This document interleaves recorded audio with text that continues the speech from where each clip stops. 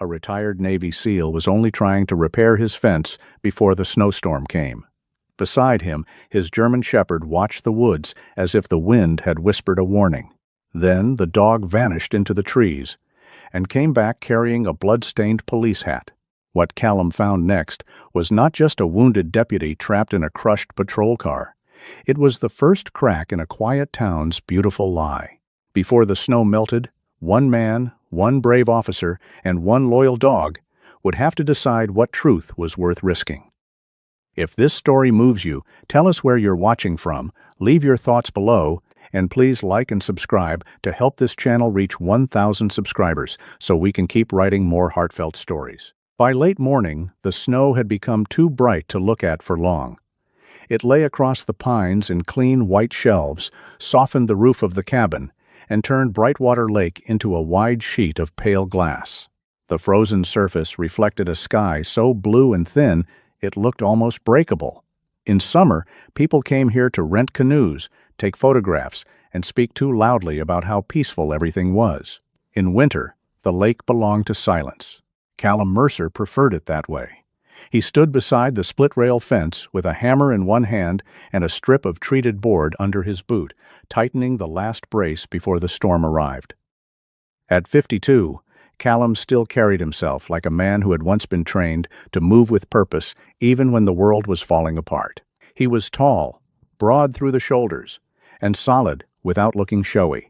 His olive-drab combat shirt clung neatly across his chest, the camouflage sleeves marked by dark horizontal bands near the biceps. Over it, he wore a worn brown canvas vest dusted with sawdust and snow. The shirt was old enough to have lost any pride it once carried. These days it was simply work clothing. That was what Callum told himself anyway. Bram sat a few feet away near the gate, watching him with the patient judgment of a creature who had seen humans make the same mistake in 10 different ways.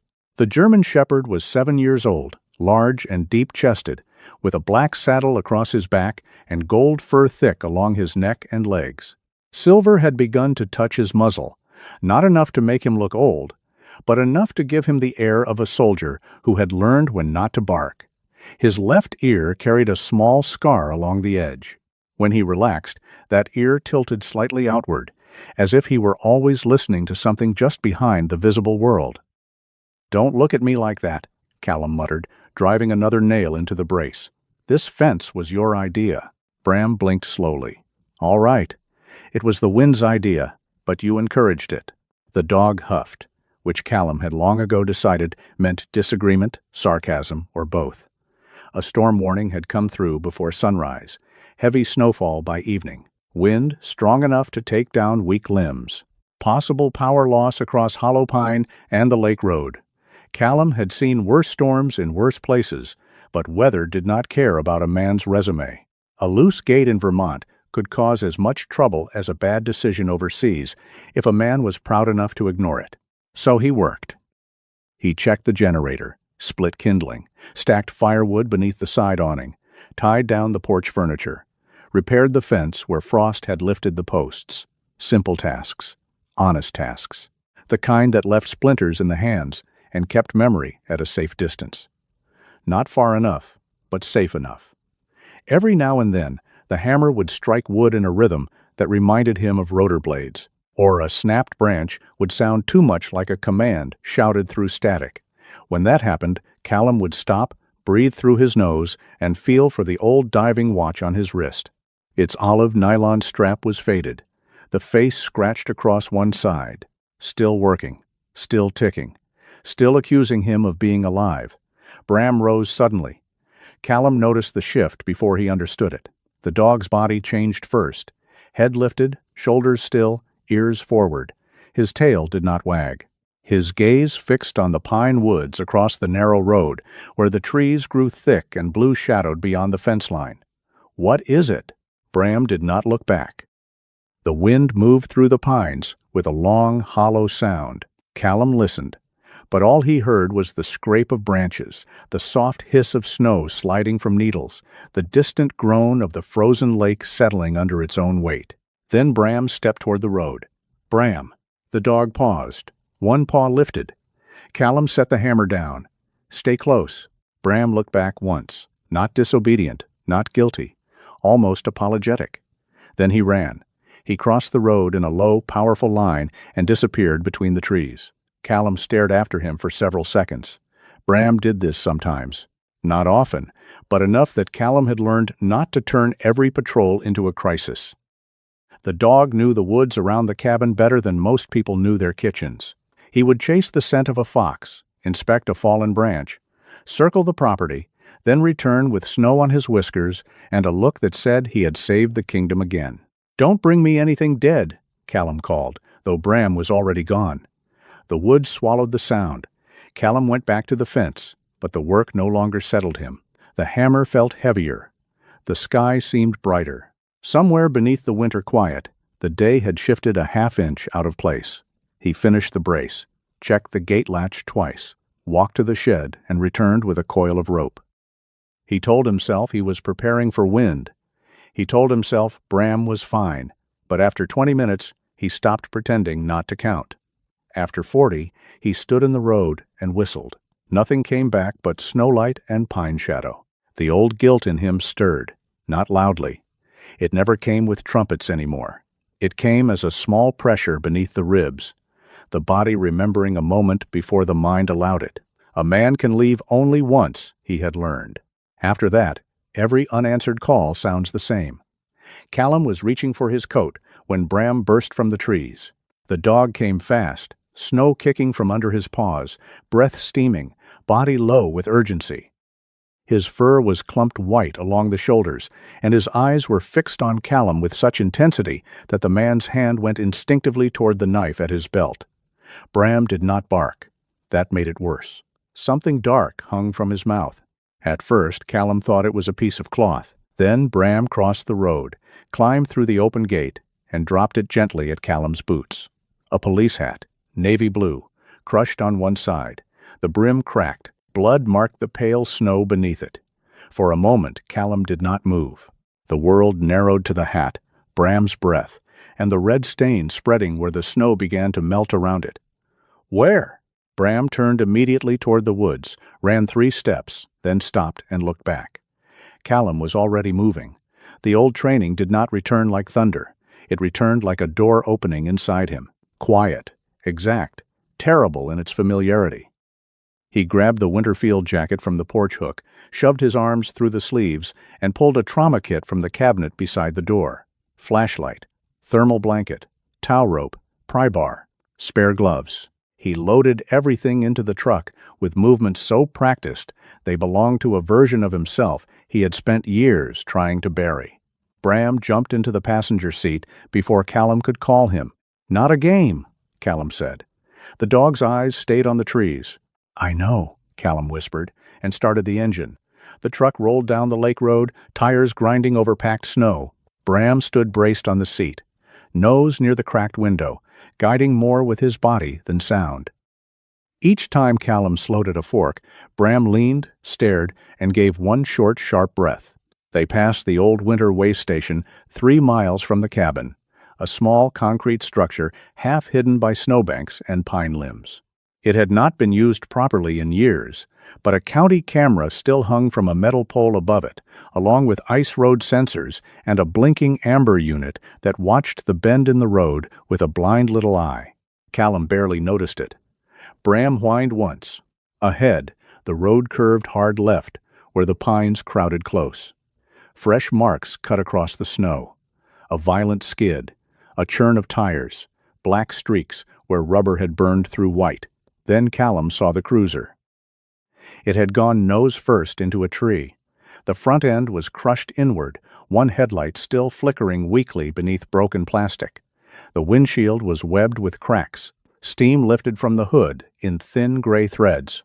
Snow fell through the open driver's side window and gathered on the dashboard, on the radio, on one gloved hand hanging motionless near the steering wheel. Callum stopped the truck at an angle to block the wind. "Stay," he told Bram. Bram did not stay. He was out before Callum had both boots on the ground, running to the cruiser but stopping short of the broken glass. He stood there, rigid, not panicking, not crowding, waiting for the man to do what men were supposed to do when another life lay trapped in front of them. Callum reached the driver's side. Inside was a woman in a dark winter police jacket. Her head turned slightly toward the passenger side, her face pale beneath a smear of blood at the temple. Not much. Enough. Her breathing was shallow but present. Her shoulder was pinned awkwardly against the seatbelt, and one wrist was locked by a short cable to a waterproof document pouch wedged near the center console. Deputy Leora Vance. The nameplate on her jacket was half hidden by the fold of her collar. "Deputy," Callum said, leaning in. "Can you hear me?" No response. He checked her pulse. Steady, but faint. He scanned the interior. No fire. No immediate fuel flame. Airbag deployed. Driver's door jammed. Passenger side damaged but possible. Bram slipped closer and lowered his head through the open space, gently touching his nose to the woman's cold hand. "Back," Callum said. The dog withdrew at once, though his eyes never left her. Callum worked quickly. He cut the seatbelt, used the pry bar on the bent passenger door. It gave after the third hard pull, metal groaning like an animal in pain. Wind drove snow into the cab. He wrapped the thermal blanket around the deputy as best he could before moving her, careful with the shoulder, careful with the neck, careful with the kind of care a man learns too late still matters. The document pouch snagged. Callum looked down. A red evidence seal crossed the waterproof flap. The cable from her wrist had twisted around a broken piece of seat frame. He did not open the pouch. He did not even touch the seal. Instead, he freed the cable from the bent metal with his multi-tool, keeping it attached to the pouch and away from the snow. "Whatever you were carrying," he said under his breath, "you picked a bad day for it." Leora stirred faintly, not waking, but her fingers tightened once around the cable. Callum noticed. So did Bram. The dog gave a low, aching sound, almost too soft to be called a whine. "I've got her," Callum said, though he was not sure whether he was speaking to Bram, the deputy, or the part of himself that had once heard those words and failed to make them true. He carried Leora to the truck. She was lighter than he expected, which made the whole thing feel worse. He laid her across the back seat, secured her as best he could, and placed the sealed pouch inside the locked steel box beneath the rear bench. Not hidden. Protected. Out of the wind, out of the snow, out of hands he had not yet learned to trust. Bram climbed in beside Leora and lay down with his body curved near her boots, not touching the wound, not in the way. Guarding. Callum drove toward Hollow Pine with the storm thickening behind him. The first flakes had become a white rush across the windshield. The lake vanished to his right. The trees blurred. The road narrowed until it seemed less like a road than a decision he had to keep making every 10 feet. The Hollow Pine Clinic sat beside the old firehouse, a low brick building with warm yellow lights and a ramp cleared of snow. Callum pulled up hard, horn sounding once. A nurse saw him through the glass and ran for help. Within minutes, hands took over. A stretcher. Questions. What happened? How long was she unconscious? Any bleeding? Was anyone else in the vehicle? Callum answered what he could. Bram waited by the truck, snow collecting on his back, the police hat still on the passenger floor like a dark little crown from a fallen kingdom. When they wheeled Leora inside, one of her hands moved weakly beneath the blanket. Bram rose, but Callum placed a hand on his collar. "Let them work." The dog leaned against his leg. Callum stayed until someone told him there was nothing more he could do.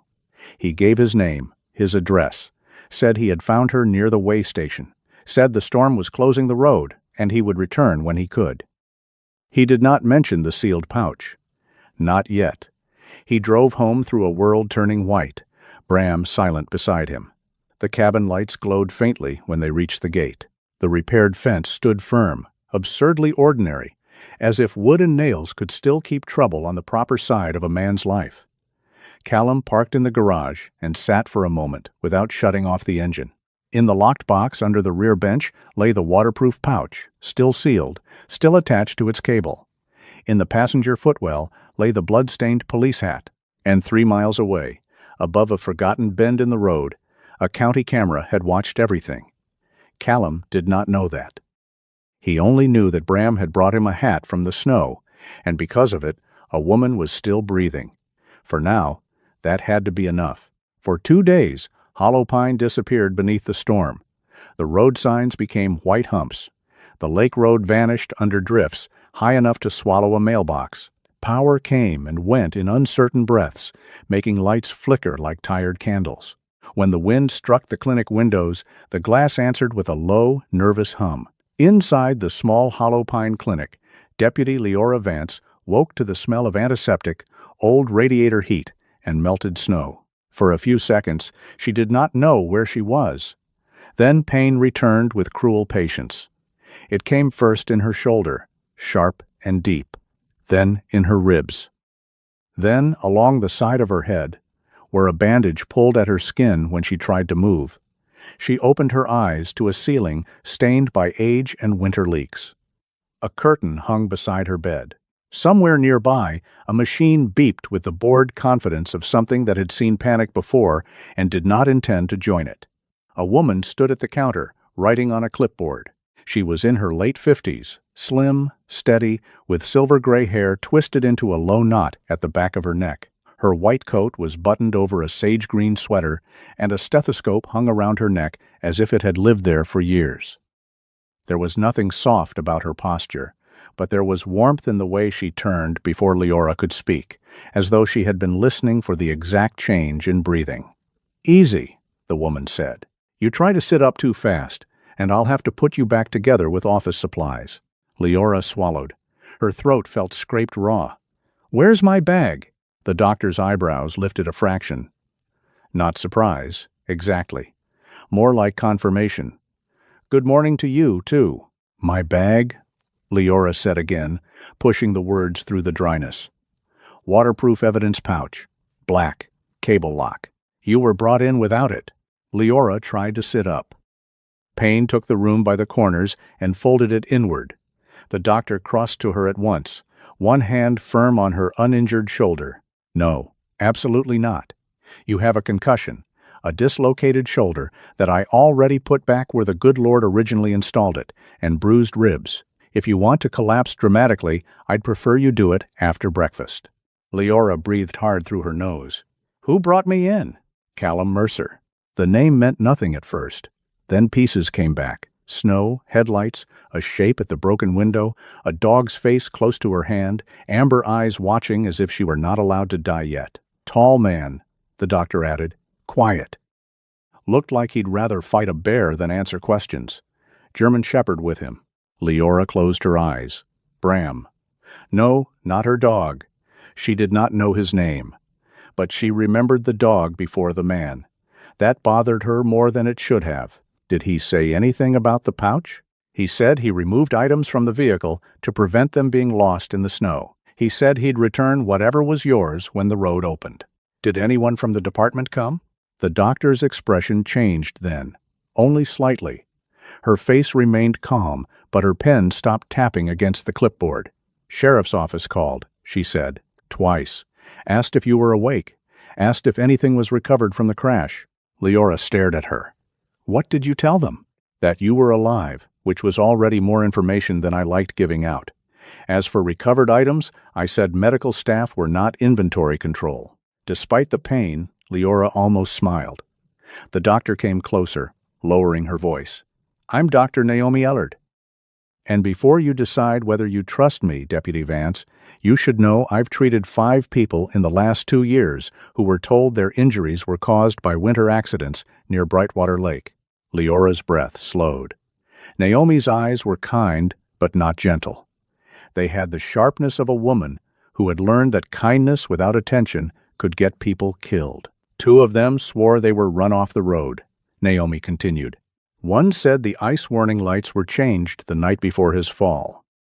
Another woke up in my exam room asking why his brake line had been cut, then refused to repeat it when a deputy came in. Why didn't you report it?" "I did." Naomi clipped the pen back onto the chart. "Reports have a way of becoming very polite ghosts around here." The wind pressed against the building. Somewhere beyond the glass, snow scraped along brick like fingernails. Leora looked toward the covered window. "My pouch can't go to the local office. I gathered that from the way your blood pressure spiked before your manners arrived." This time, Leora did smile. Barely. Naomi leaned closer. Rest. The road is closed. No one is getting in or out unless they have wings, tracks, or a death wish. When it clears, I'll help you contact Mercer." Leora did not like needing help. She had built much of her adult life around avoiding it. Help made people witnesses. Witnesses became leverage. Leverage became graves with paperwork. But when she tried to lift her right hand, her fingers trembled. Naomi saw and pretended not to. That small mercy made Leora look away. Across the lake road, sealed inside his garage while the storm buried the world, Callum Mercer checked the steel lockbox under the rear bench of his truck for the third time that morning. The pouch was still there, black waterproof fabric. Red evidence seal, cable lock coiled like a sleeping snake. He had not opened it. He had not even cleaned the dried blood from the cable. Some men were honest because they had gentle hearts. Callum had never trusted himself enough for that. He was honest because discipline left fewer doors open for regret. If a thing was not his, he did not touch it. If a life was in front of him, he acted. If a question had no clean answer, he waited until it did. Waiting, however, was easier in theory. The garage smelled of motor oil, cold metal, and dog fur. Snow rattled against the overhead door. Bram lay between the truck and the house door, not asleep. His muzzle rested on his paws, silver hairs catching the weak light, his scarred left ear angled toward the vehicle. "You planning to guard that thing all week?" Callum asked. Bram did not move. "Good talk." Callum crouched beside him. The dog's amber eyes shifted to his face. "You know something?" Bram's tail tapped once, not cheerfully. A small answer, given with reluctance. Callum reached for the dog's collar and rubbed the thick fur beneath it. The leather was warm from Bram's body.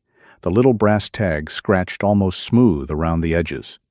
A strip of olive paracord, one Callum had tied himself years ago, hung beside it. The gesture should have comforted him. Instead, it made the garage feel smaller. He had seen Bram guard food, guard injured birds, guard the porch, when a drunk tourist once wandered too close to the cabin in July. This was different. Bram was not protecting an object from thieves. He was protecting it from men. Callum stood and called the clinic from the old landline in the kitchen, the only connection that still worked when the cell towers gave up. A nurse answered after 6 rings. Her voice crackled through static. "Deputy Vance is stable," she said. "Not cleared for visitors. Roads are closed anyway. This is Callum Mercer. I brought her in." A pause. "Yes, Mr. Mercer." Dr. Ellard noted that. "I have personal property recovered from the vehicle. I'll return it directly to Deputy Vance when she's able." Another pause. Longer this time. "Dr. Ellard said you should hold it secure until she contacts you." Callum looked through the kitchen window at the white world beyond. Bram had followed him inside and now stood near the mudroom door, still facing the garage. Understood. He hung up. The house settled around him. It was a good house, pine walls, stone fireplace. Deep porch, a roof that complained but held. He had built parts of it with his own hands after buying it from a retired schoolteacher who warned him that lake winters were not romantic after January. Callum had liked that about the place. It did not flatter him. It simply demanded work. Yet during those 2 storm days, the cabin no longer felt like retreat. It felt like a checkpoint. The file in the truck had changed the gravity of every room. Once, late on the second night, Callum woke in the armchair by the fire to find Bram standing at the front window. The dog was silent, his dark shape outlined by the dim orange glow of embers. Callum rose, reached for the flashlight, and joined him. Outside, snow moved sideways through the beam. Nothing else. No headlights, no tracks, no figure at the tree line. Still, Bram kept watching. Callum's reflection stared back at him from the glass. Gray in his beard, hair rough from sleep, olive shirt wrinkled under an old flannel, eyes belonging to a man who had spent years saying he wanted peace while preparing for siege. He lowered the flashlight. "Maybe it's just the wind," he said.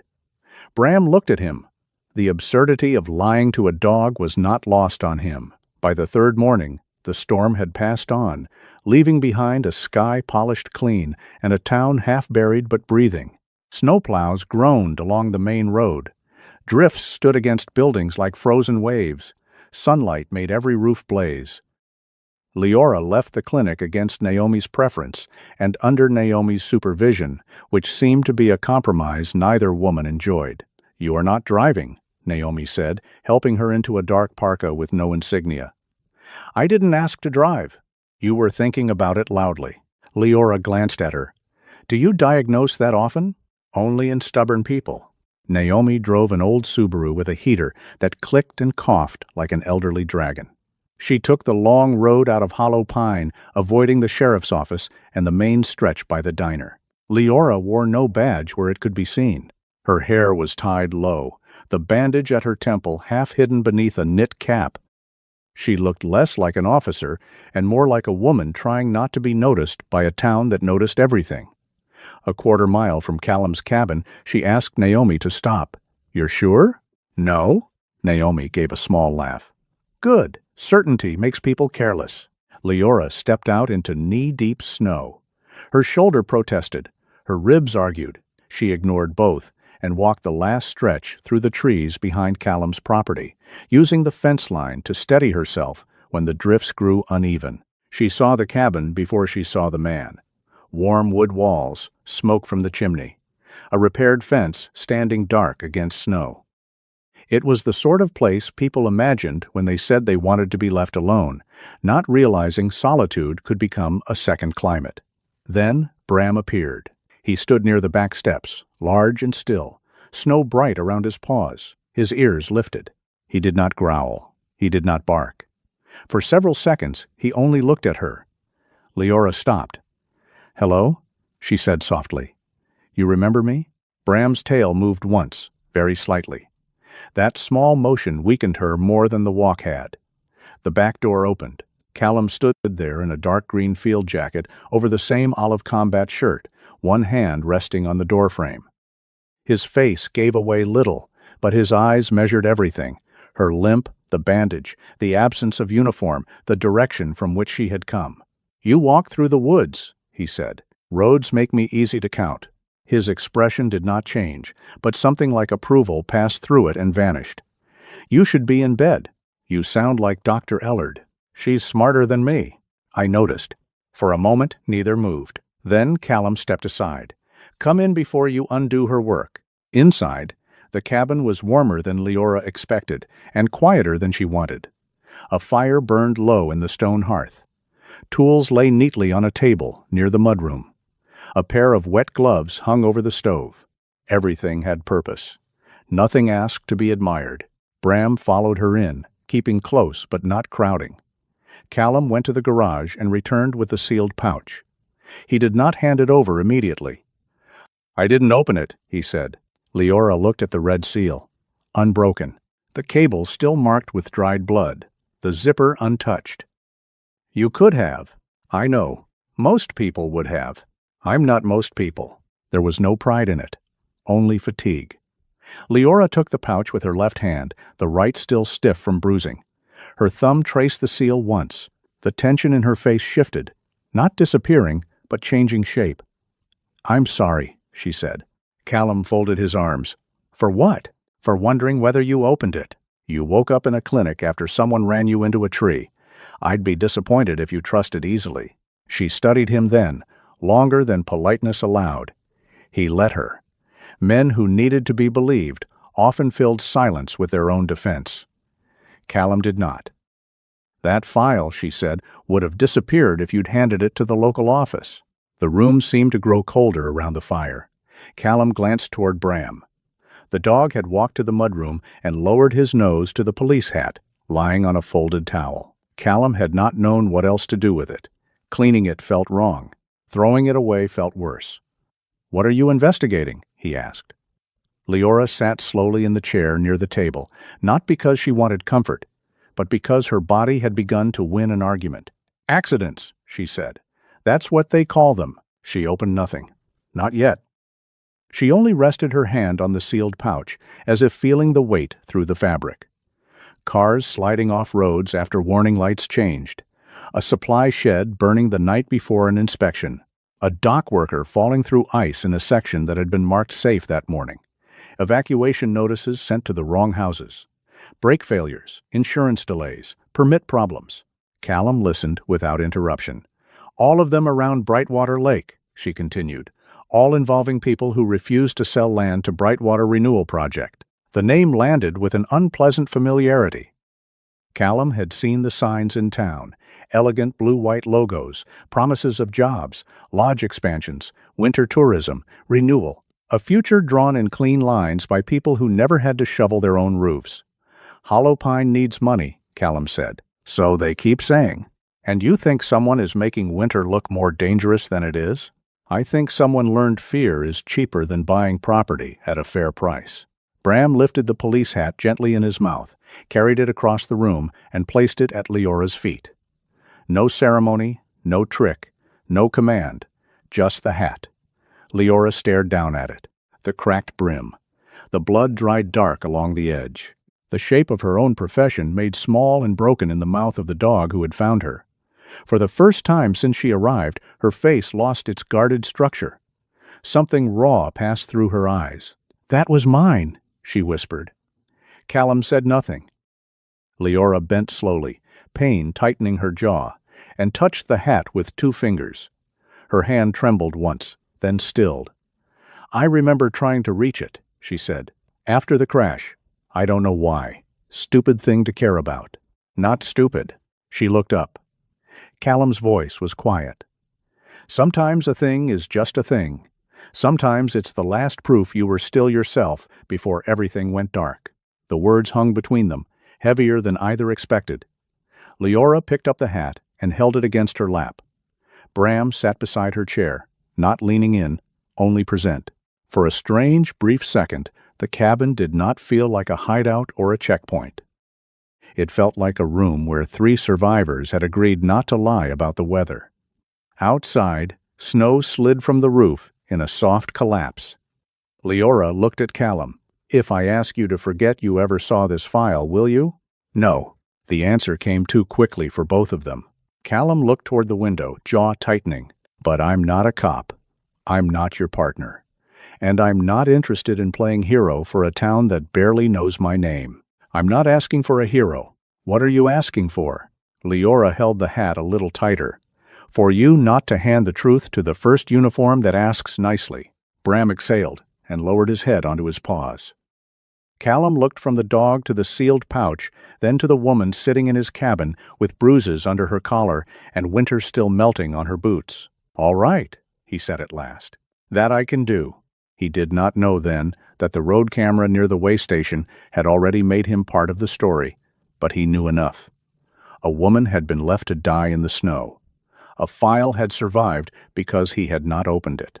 And Bram, who had never cared for politics, projects, or men's excuses, had placed a blood-stained hat at her feet as if the matter were very simple.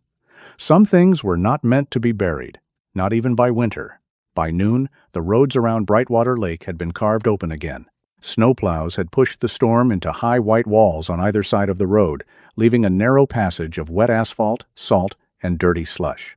The sky had cleared so completely, it felt almost dishonest. Sunlight flashed off ice-coated branches. Every roof in Hollow Pine glittered as if the town had dressed itself for a postcard, pretending no one had bled into the snow 2 days earlier. Callum drove without speaking. Leora sat in the passenger seat, one arm held close against her ribs, the sealed pouch resting in her lap. She had not opened it in front of him. That surprised him a little, though he did not say so. She kept one hand on it, not possessively, but as if the pouch had a pulse she needed to monitor.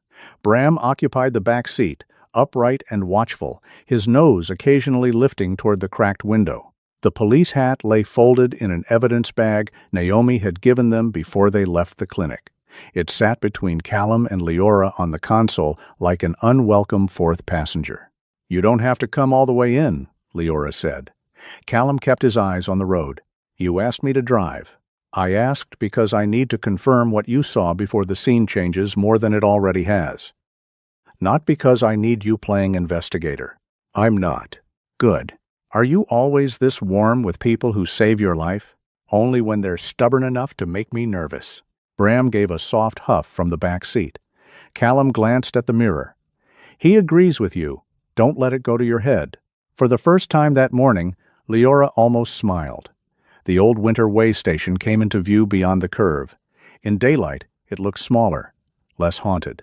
A squat concrete building with boarded service windows. A metal pole leaned slightly beside it, supporting a county road camera, an amber ice warning light, and a small weather sensor crusted with frozen rime. Its blinking eye stared over the bend as though nothing in the world had ever escaped its notice. Except the footage, apparently. Leora stepped out slowly, hiding pain badly. Callum noticed but did not offer help. She looked like the kind of woman who would accept a hand only after falling twice and cursing the ground. The crash site had already been disturbed. Tire ruts from the tow truck cut through the snow. Broken glass had been swept into a pile near the tree. The damaged cruiser was gone, leaving behind only black streaks, gouged bark, and a dark stain where engine fluids had soaked into the slush. Leora took in everything without speaking. Callum stood back. He was not a cop. He reminded himself of that. He was here because he had found her, because Bram had found the hat, because the woods around this road belonged to his daily knowledge in a way a police report never could. That did not mean he wanted ownership of what came next. Leora pulled out her phone and photographed the tree, the road, the pole, the remaining debris. Then she looked up at the camera. "The system log says that unit lost connection for 9 minutes," she said. "Exactly 9. From 10:42 to 10:51. When did you crash?" "My last radio ping was 10:44. Callum looked at the camera again. "Convenient machine." "Machines don't get convenient on their own." Bram moved along the shoulder, nose low, not frantic, not wandering. He followed the ditch past the tree, then stopped near a clump of frozen brush. His body stilled. Callum saw it and went to him. "What have you got?" Bram did not dig. He waited. Callum crouched and brushed aside a layer of snow. Beneath it, caught in the brambles, was a shard of black plastic curved along one edge.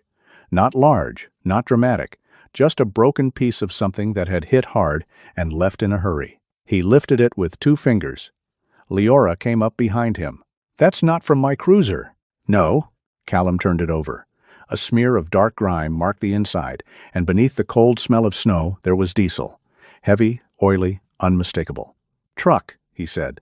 Leora's jaw tightened. There was no mention of another vehicle in the initial response notes. Who wrote them? She did not answer. She did not need to.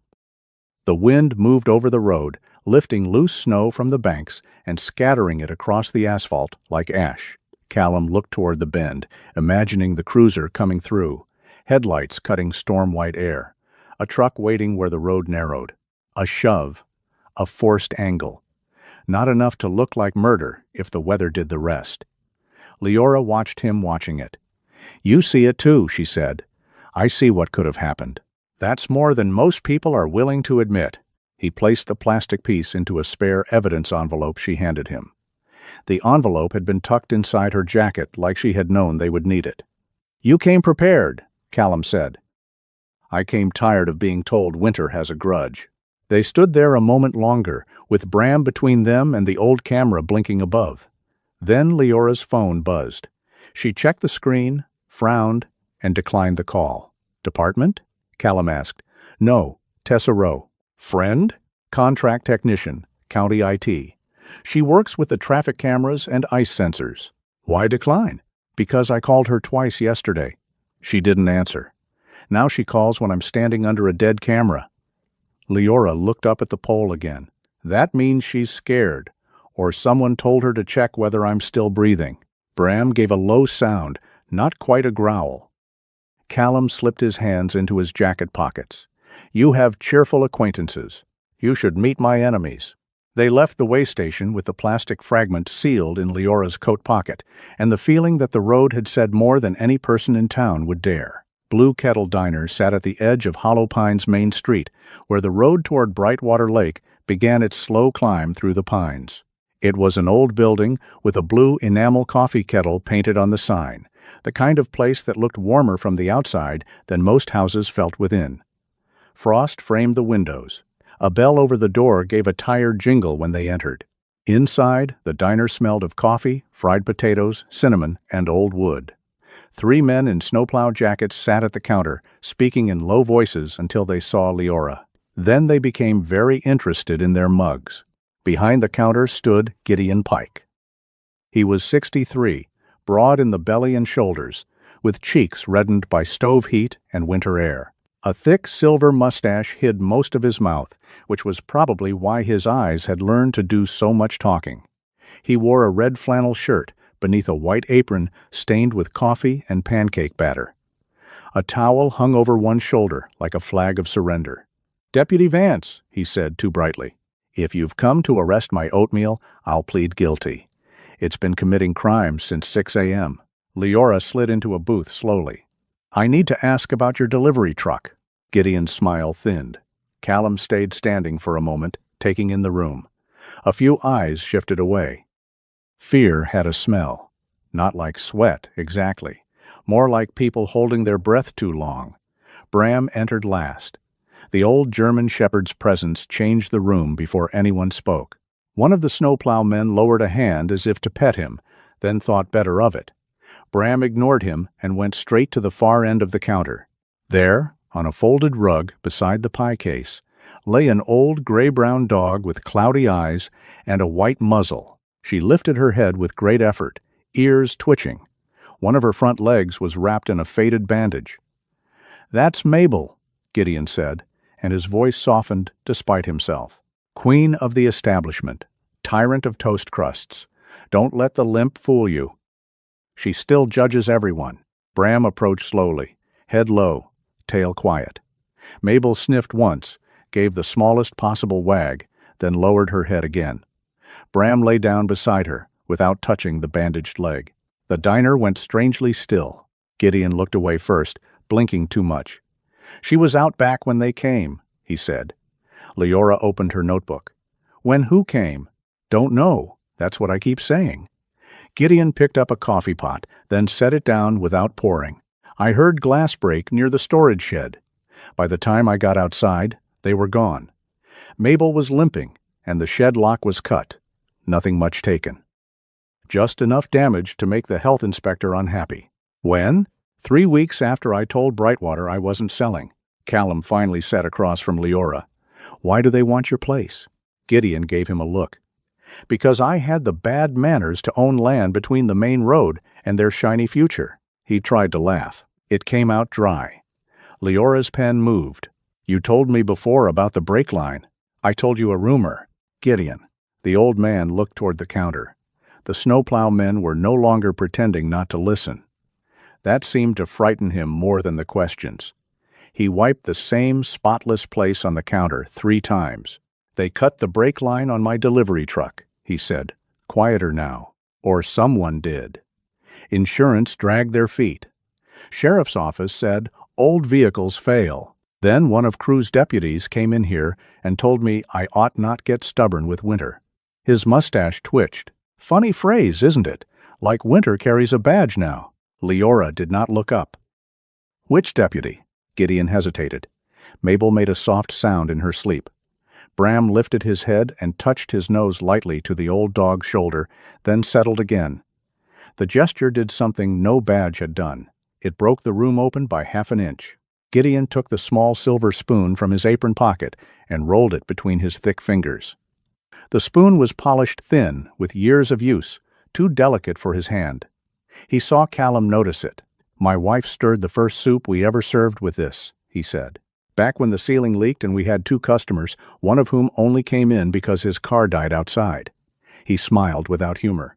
"I almost signed the sale papers last month. Thought maybe I was too old to keep fighting a building."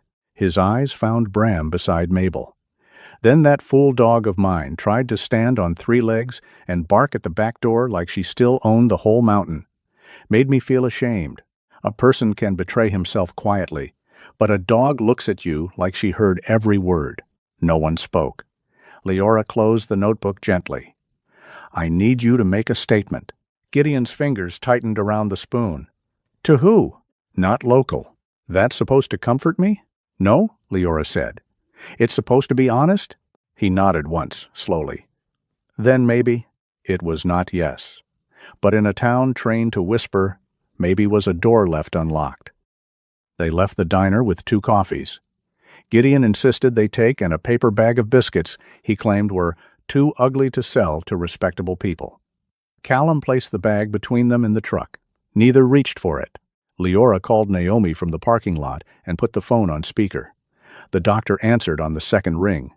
"If you are calling to tell me you climbed something, I'm hanging up. I didn't climb. Yet." Leora ignored that. Gideon talked. There was a pause. "Good.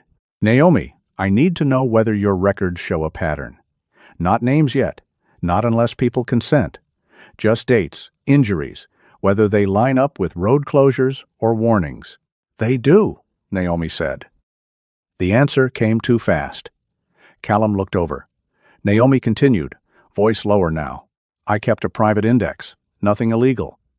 Dates, weather, reported mechanism of injury, what the patient said before they got scared, what reports later claimed. I started after the third person told me the official version was wrong." Leora shut her eyes briefly. "Why didn't you tell me before?"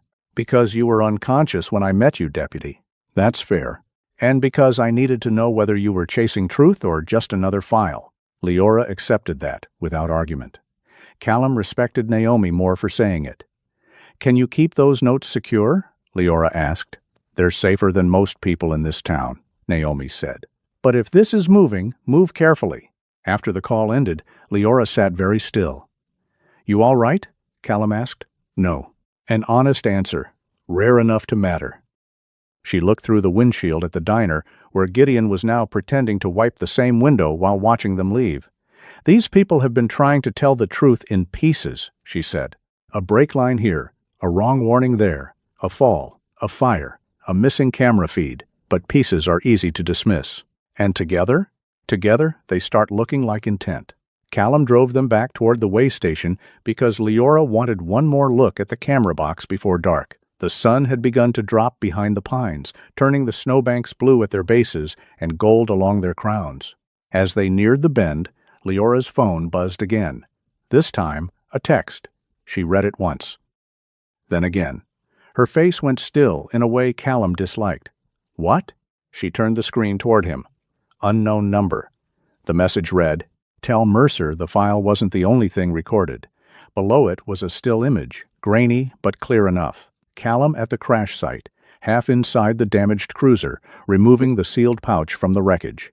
The angle was high, from the way station camera. Leora's thumb hovered over the screen. This didn't come from the county archive. Callum pulled the truck to the side of the road. Bram rose in the back seat, ears forward. "The camera feed was accessed," Leora said. "From somewhere outside the local system." Callum looked past the windshield at the old pole above the snowbank. It blinked amber in the fading light, innocent as a church candle. For years, his cabin had been a place people forgot to notice. That had been the point. A quiet house, a repaired fence, a lake road, a man who bought supplies, paid taxes, and kept to himself. Now someone had his image. Someone knew he had touched the file. Leora lowered the phone. "I'm sorry." Callum did not answer at once. The road stretched ahead, white and narrow, leading back toward the cabin he had built to keep the world at a distance. Beside him sat a wounded deputy with more courage than allies. Behind him, Bram watched the trees with the grave patience of an animal who had understood the danger before either human had named it. Callum put the truck back into gear. "Don't be," he said. Leora looked at him. He kept his eyes on the road. "I was in the picture because I chose to pull you out."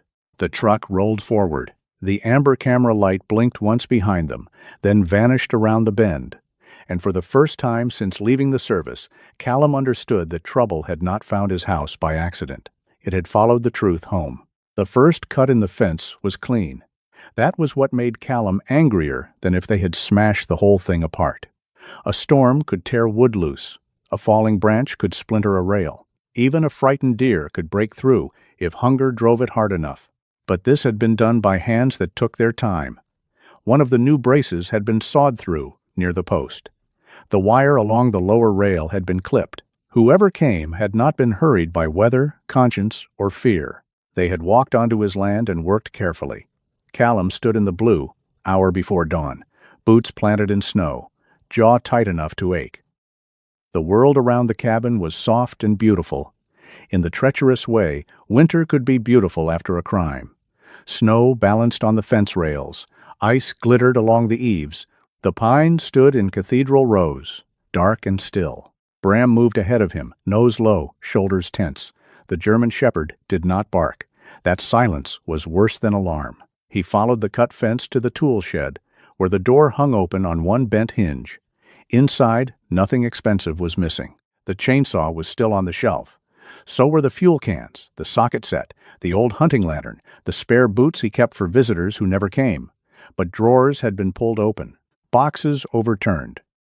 Nails scattered across the floor like black seeds. Someone had searched without needing to steal. Callum's gaze moved to the generator housing. The cover had been removed. A small ignition relay was gone. Not enough to destroy the machine, enough to keep it from starting when the next power outage came. He exhaled through his nose. Cute. Bram looked back at him. No, I'm not complimenting them. Then the dog turned toward the front of the cabin. Callum followed. On the snow-covered stretch between the porch steps and the driveway, words had been carved by a boot heel in rough block letters. Leave the lake alone. For a moment, Callum felt nothing. Then heat rose through him so fast that the cold seemed to crack around his ribs. He saw not the porch, not the snow, but another kind of white ground under another sky. He saw a line he had been ordered not to cross. He heard a voice over static telling him to pull back now, and another voice, weaker, cut off before it could become a plea. His hand closed into a fist. Bram stepped against his leg, not in fear, not even to comfort, to interrupt. The dog pressed his shoulder hard into Callum's knee, grounding him with the full, warm weight of being alive. Callum looked down. Bram's amber eyes held him there, firm and patient, as if the dog were saying the past could have its ghosts, but not his hands. Callum unclenched his fist. Yeah, he whispered. I know. Behind them, the cabin door opened. Leora stood on the porch in the same dark parka from the day before, a scarf wrapped high around her neck, one hand braced against the doorframe. Her face still carried bruising near the temple, purple fading into yellow at the edges. She had stayed the night because Naomi had forbidden her to walk back after dusk, and because Callum had not liked the idea of her returning to town while an unknown number had access to camera feeds. Now she saw the words in the snow. Her expression closed. I brought this to your door, she said. Callum bent and picked up a clipped piece of wire from the fence. Pretty sure they brought wire cutters. You know what I mean. I usually try not to. She came down the steps slowly, careful of her ribs, but too stubborn to look careful. This is exactly why I should go. Good morning to you too. Callum. No. You don't even know what I was going to say. You were going to say you'll handle this alone so no one else gets hurt.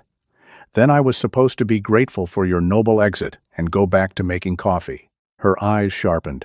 You think this is funny? No, I think it's predictable. That file is my responsibility. That fence is mine. They damaged your generator because of me. They damaged my generator because men like that enjoy finding small ways to make a house feel unsafe. Callum's voice remained low, but something in it had gone hard. Don't give them poetry they didn't earn. Leora stared at him. The words landed harder than he intended. He saw it in her face, in the brief tightening around her mouth. But he did not take them back. Maybe he was tired. Maybe the carved warning in the snow had taken a key to a locked room inside him. She crossed her arms against the cold. I am trying to keep you alive. I've been alive a while. Not the same thing as safe. No, he said, it isn't. Bram moved between them, not separating, exactly. More like anchoring the small battlefield they had made in front of the porch. Leora looked toward the cut fence, then the open shed. You don't want this fight. Callum laughed once, humorless. That's the first correct thing you've said all morning. Then why are you standing here like you're about to invite it in? Because it already walked through my fence.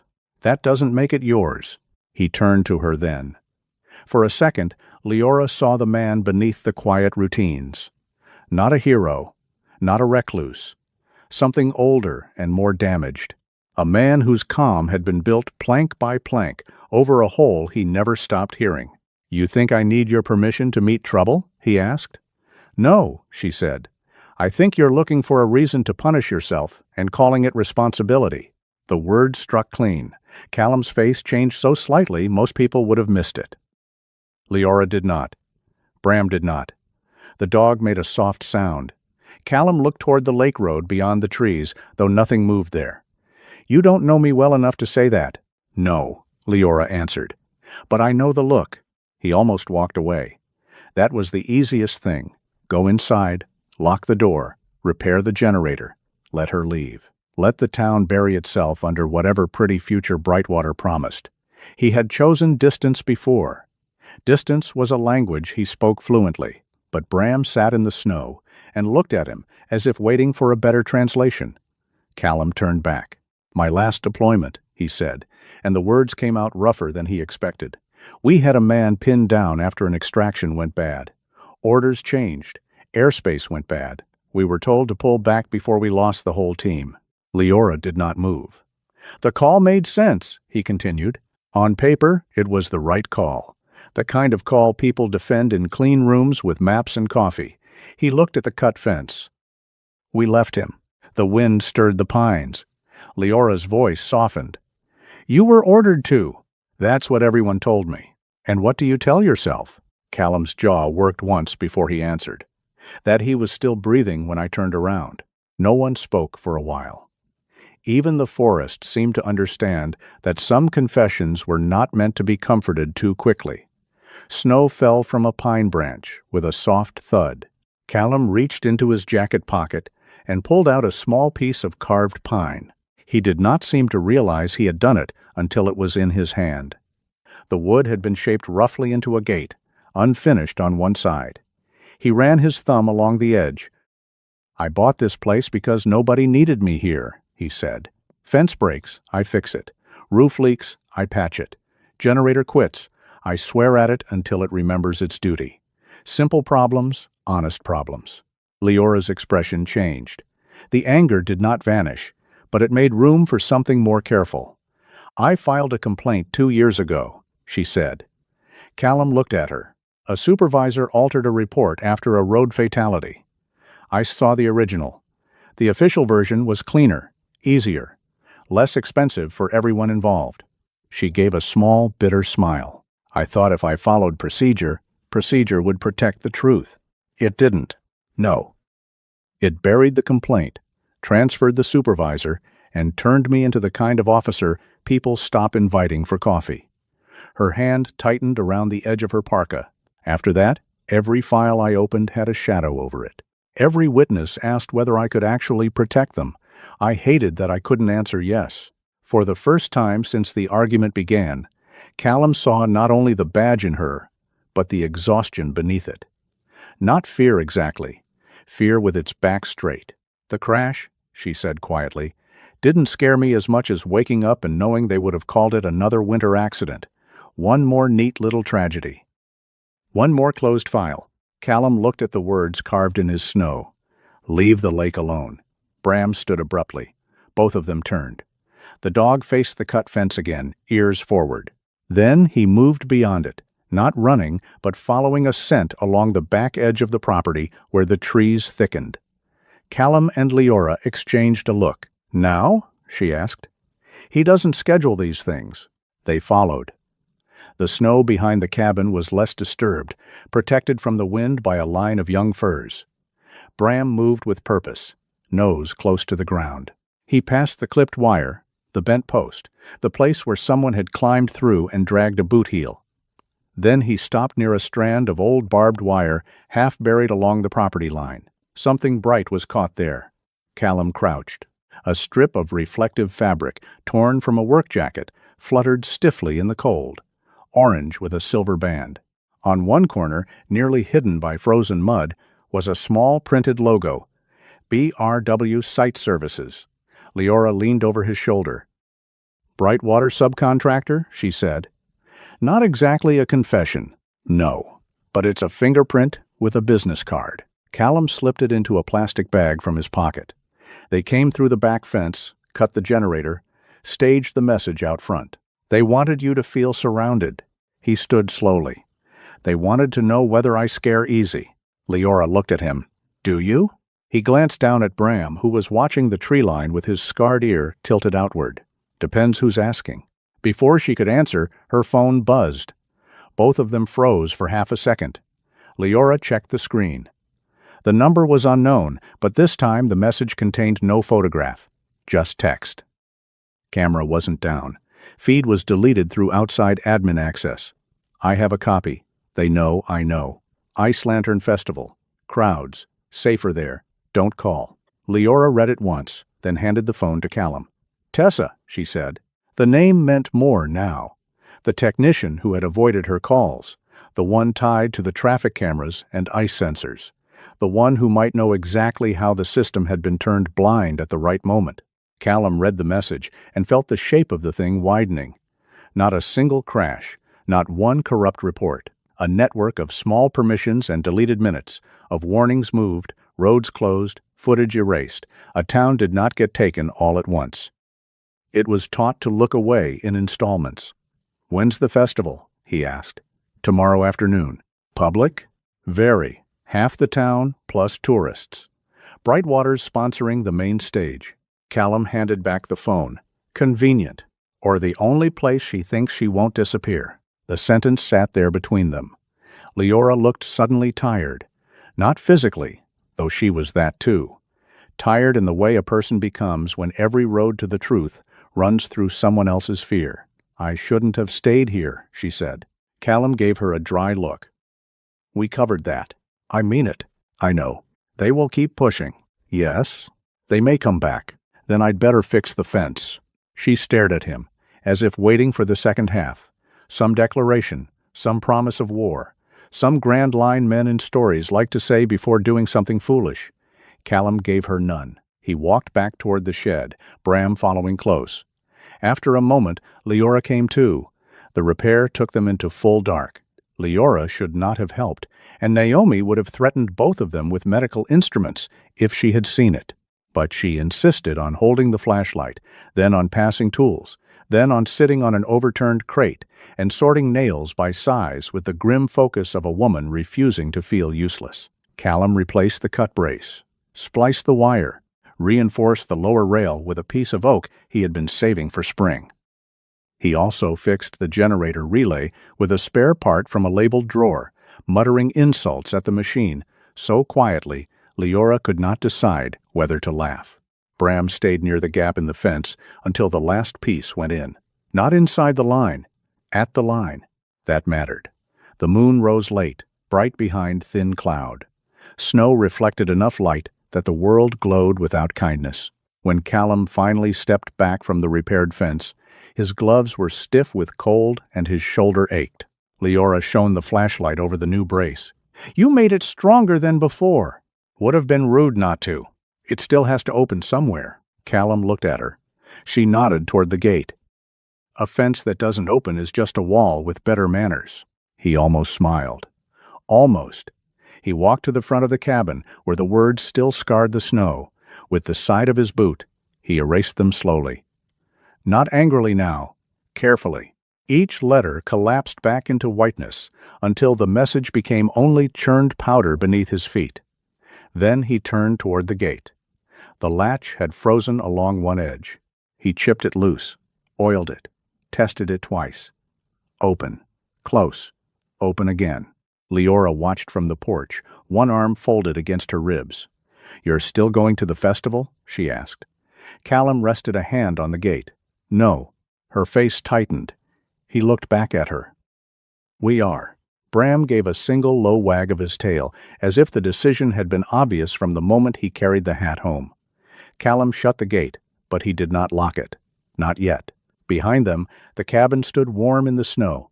Ahead, beyond the pines and the lake road, Hollow Pine waited with its lights, its secrets, and its people, who had learned too well how to whisper. Callum picked up his hammer from the porch rail. This time, the tool did not feel like something used to build a wall.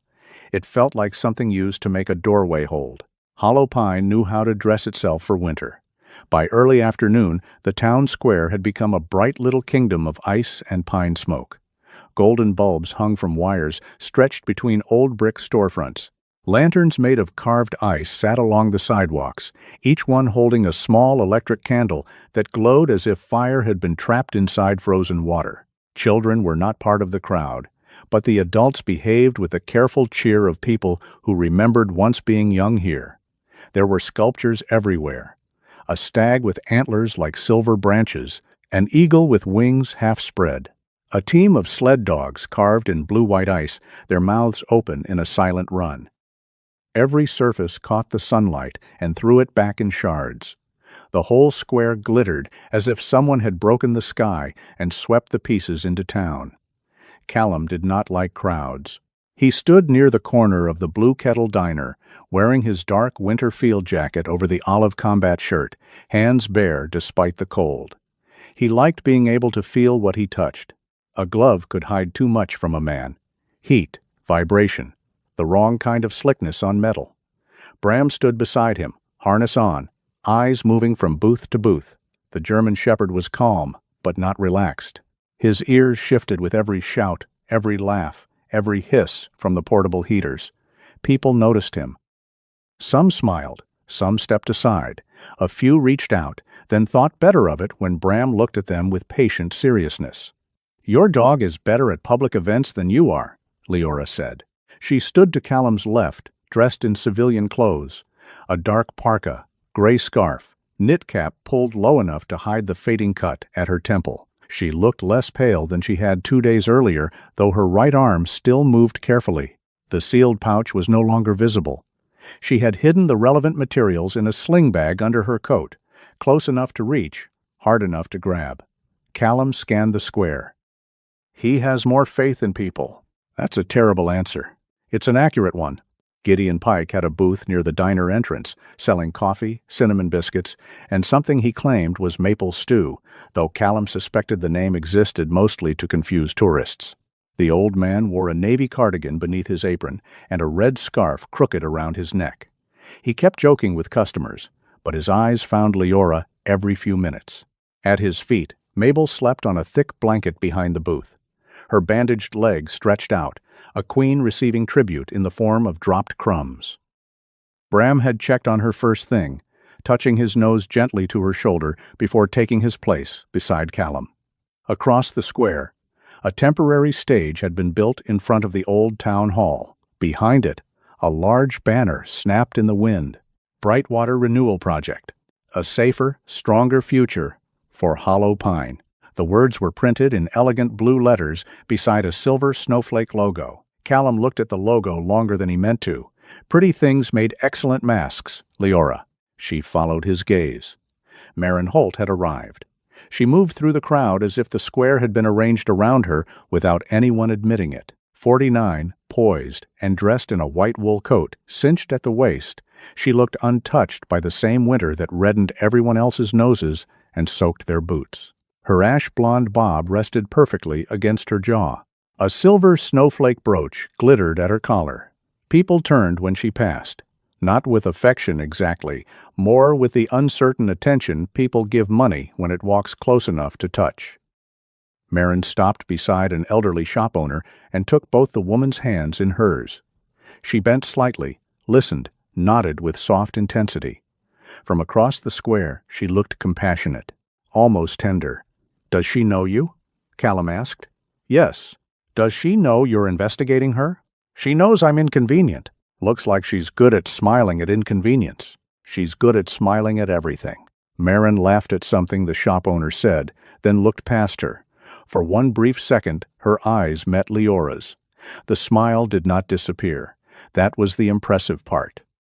It stayed exactly where it was, polished and calm, while something behind her eyes measured the distance between them. Then she looked at Callum. Not long. Not obviously. But enough. "Now she knows you too," Leora said. She already did. Leora's expression tightened. "The camera still?" Callum nodded. Bram's body shifted slightly closer to his leg. The festival went on around them. People lined up for hot cocoa. A retired couple took photographs beside the ice stag. Two men argued cheerfully over whose chili recipe had once won a contest that neither could prove existed. Snow fell from rooftops in glittering veils when the wind shook the eaves. It would have been easy to believe Hollow was healing. That was the cruelty of it. A town could look most alive on the very day someone was selling its bones. Leora checked her phone. Tessa's late. Or watching to see if we're followed. Or she'd changed her mind. Callum did not answer. He understood changing one's mind. Most cowardice did not arrive wearing a villain's coat. Sometimes it came dressed as caution, practicality, survival. It spoke gently. It made excellent arguments. It told a person that staying silent was not the same as lying. Then a woman in a gray-blue parka bumped into Leora hard enough to make her turn. "Sorry," the woman whispered without looking at her. She was small, early 30s, with a sharp chin, round glasses fogged from her breath, and a mustard-yellow knit hat pulled low over a short bob of dark blonde hair. A laptop backpack was strapped to her chest instead of her back, hugged there with both arms like a shield. She walked past. Leora looked down. A folded festival map had appeared in her hand. Callum saw the movement and shifted to block the view from the square. Leora unfolded the map. Inside, written in small, hurried letters, "Restroom hall behind town office." 5 minutes. No phones visible. Below the note was a tiny drawing of a snowflake with one crooked point. Leora glanced toward the woman, vanishing into the crowd. "Tessa," she said. "She looks terrified." "She is." "Good," Callum said. "Means she understands the room." 5 minutes later, they entered the narrow hall behind the town office, where old photographs of past festivals lined the walls. Men with shovels, women beside parade floats. A black and white picture of the frozen lake from 1948, filled with skaters and horses pulling sleds. The hallway smelled of floor wax, wet wool, and overheated pipes. Tessa Rowe waited near a vending machine that hummed like it had secrets of its own. Up close, she looked even younger than 34.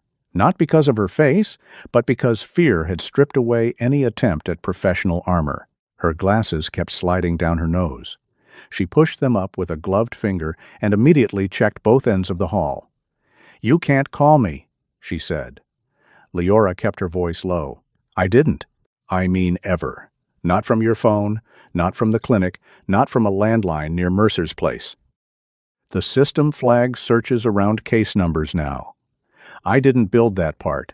I just saw it." Callum folded his arms. "Who built it?" Tessa looked at him, then away. "Contractor package. BRW Site Services handles the road cameras, ice sensors, emergency alert relays, some of the festival electrical permits. On paper, it's separate from Brightwater Renewal." "And off paper?" Leora asked. Tessa gave a short, nervous laugh. "Off paper, everyone's cousin owns everyone's cousin." She unzipped the front pocket of her backpack and pulled out a small SSD drive, mustard yellow casing. A piece of tape on it read Weather Archive. Her hand shook when she gave it to Leora. "That has access logs from the way station camera. The missing 9 minutes weren't missing. They were deleted by outside admin credentials after the crash. Same credential accessed the image of Mr. Mercer removing the pouch." Callum's face did not move, but his eyes changed. Tessa noticed and swallowed. "I'm sorry." "Did you send the photo?" "No." She shook her head too quickly. "No. I copied logs after I realized the footage had been touched. Someone else pulled the still and sent it. I don't know who." Leora slipped the drive into an inner pocket. "Why come forward now?" Tessa looked down at her boots. For a second, the only sound was the vending machine hum and muffled music from the square. "Because when I signed the access approval, they said it was for weather response," she said. "Faster road closures, safer alerts, better plow routing." Then warnings started changing after the fact. Camera feeds went blank. Reports got cleaned up. I told myself maybe I didn't understand the whole system. Her mouth tightened. "Then someone tried to kill you and used a road camera to threaten the man who pulled you out." She looked at Callum for half a second, then at Bram, who stood at the hall entrance, quiet as a carved guardian. I kept thinking, if no one died because of my little checkbox, then I could live with being scared. But people don't have to die for a thing to be wrong. Leora's expression softened. You did the right thing. Not yet. Tessa pushed her glasses up again. Doing the right thing would have been refusing 2 months ago. Callum understood that answer. He understood it enough that he did not offer comfort she had not earned from herself yet. From the square came the amplified sound of a microphone being tapped. Ladies and gentlemen, if we could gather near the main stage. Marin's voice followed, smooth and bright. Tessa flinched. She can't know I gave you that, she said. If they know I copied the archive, they'll say I altered it, or stole county data, or breached contract. Can you prove chain of custody? Leora asked. Tessa nodded. Hash records, time-stamped export, read-only copy. I'm a coward, not incompetent. Despite herself, Leora smiled. Callum almost did too. Then Bram turned his head sharply toward the square. Not toward Marin's voice, toward the ice sculptures. His ears lifted. His nose worked once, twice. His body went still. Callum saw the shift and felt the day tilt. What? Leora asked. Bram moved, not fast at first. He walked down the hall, out into the square, cutting through the edge of the crowd with Callum and Leora following. Tessa hesitated, then stayed back near the town office door, clutching the straps of her backpack. Marin stood on the stage now, framed by the Brightwater banner. Her white coat glowed against the blue backdrop. She spoke of renewal, of safer roads, of modern infrastructure, of winter tourism that would bring prosperity without sacrificing the soul of Hollow Pine. People wanted to believe her. Callum could feel it. Hope was not foolish. That was what made it dangerous in the hands of someone like Marin Holt. People did not clap because they were stupid. They clapped because they were tired, because bills came due, because old buildings leaked, because children grew up and moved away, because a future with polished windows and steady jobs sounded less frightening than another decade of patching roofs. Marin knew that. She did not sell greed. She sold relief. Bram reached the ice sculptures and lowered his nose near a temporary power box half hidden behind the carved sled dogs. A portable generator sat behind a decorative screen of pine boughs. Thick cables ran from it toward the lantern displays and the stage lights. The dog gave one sharp bark. A festival volunteer nearby frowned. Sir, dogs aren't supposed to be behind the display. Callum was already kneeling by the power box. He smelled it before he saw it. Fuel. Not a spill large enough to announce itself to the crowd. A thin leak from the generator line running beneath the snow crust toward a bundle of extension cables. One cable jacket had been stripped too far back near the connector. Moisture had gathered along the exposed section. Not enough to ignite on its own, perhaps. Enough to arc. Enough to smoke. Enough to create panic when the lights flickered at the right moment. Leora crouched beside him, face pale. Is it deliberate? Callum pointed to the cut in the cable insulation. That didn't happen from weather. Marin's voice floated over them. And that is why Brightwater Renewal has committed to funding a full safety review of the square, the lake road, and all public winter infrastructure. Callum looked at the generator, then at the crowd packed 20 yards away. They weren't trying to burn the town down, he said. They were trying to scare it in front of cameras. But if this arcs, with fuel vapor nearby, it gets less theatrical. Leora stood. Clear the display. No. She stared at him. If you shout, people panic, Callum said. If people panic, they run through cables, ice, heaters, each other. He looked toward Gideon's booth. Get Pike. Have him say the cocoa station needs help moving a table. Make it boring. Leora understood immediately. She moved. Callum pulled the main breaker on the temporary box. The lanterns nearest him died, a small patch of magic going dark. A few people noticed, complained, then turned back toward Marin's speech. Bram stood between the generator and the crowd, not barking now, simply occupying space in the way only a large dog could. When a curious man stepped closer, Bram looked at him with such grave disapproval that the man remembered an urgent need for cider. Gideon arrived with 2 volunteers and an expression that suggested he had been waiting his whole life to pretend a crisis was about furniture. Tables crooked, he announced loudly. Whole festival's in danger of serving cocoa at an angle. Can't have that. Civilization ends with slanted cocoa. People laughed. More importantly, they moved back. Leora guided a woman away from the display with a hand on her elbow. Callum disconnected the damaged cable, wrapped the exposed section, and shut the fuel valve. He worked quickly, not dramatically. The old training was there, but this was not war. This was preventing a lie from becoming a casualty. Within minutes, the immediate danger was gone. The crowd never fully understood what had nearly happened. That might have been enough. Then Maren Holt made it hers. She paused on stage, one hand to her earpiece as a staff member whispered to her. Her eyes moved toward the darkened lantern display, then to Callum, then to Leora. Her smile returned. "Friends," she said into the microphone, voice warm with perfect concern, "it appears our volunteers and local responders have just identified a minor electrical hazard in one of the older festival power lines." Leora froze. Callum looked up slowly. Maren continued. "Thankfully, due to quick action and community vigilance, everyone is safe. But this is exactly why Brightwater Renewal is committed to helping Hollow Pine modernize. Our traditions deserve protection. Our families deserve safety. Our town deserves better than outdated systems held together by hope and extension cords." The crowd murmured. Then someone clapped, not loudly, uncertainly. Others followed. Gideon's face went red with anger. Tessa, half hidden near the town office steps, looked sick. Maren did not look triumphant. That would have been too crude. She looked grateful, moved, almost humble. It was masterful. Callum understood then why she frightened Leora more than a man with wire cutters. A man with wire cutters could cut a fence. Maren Holt could cut meaning away from an event and sew it onto herself before the blood dried.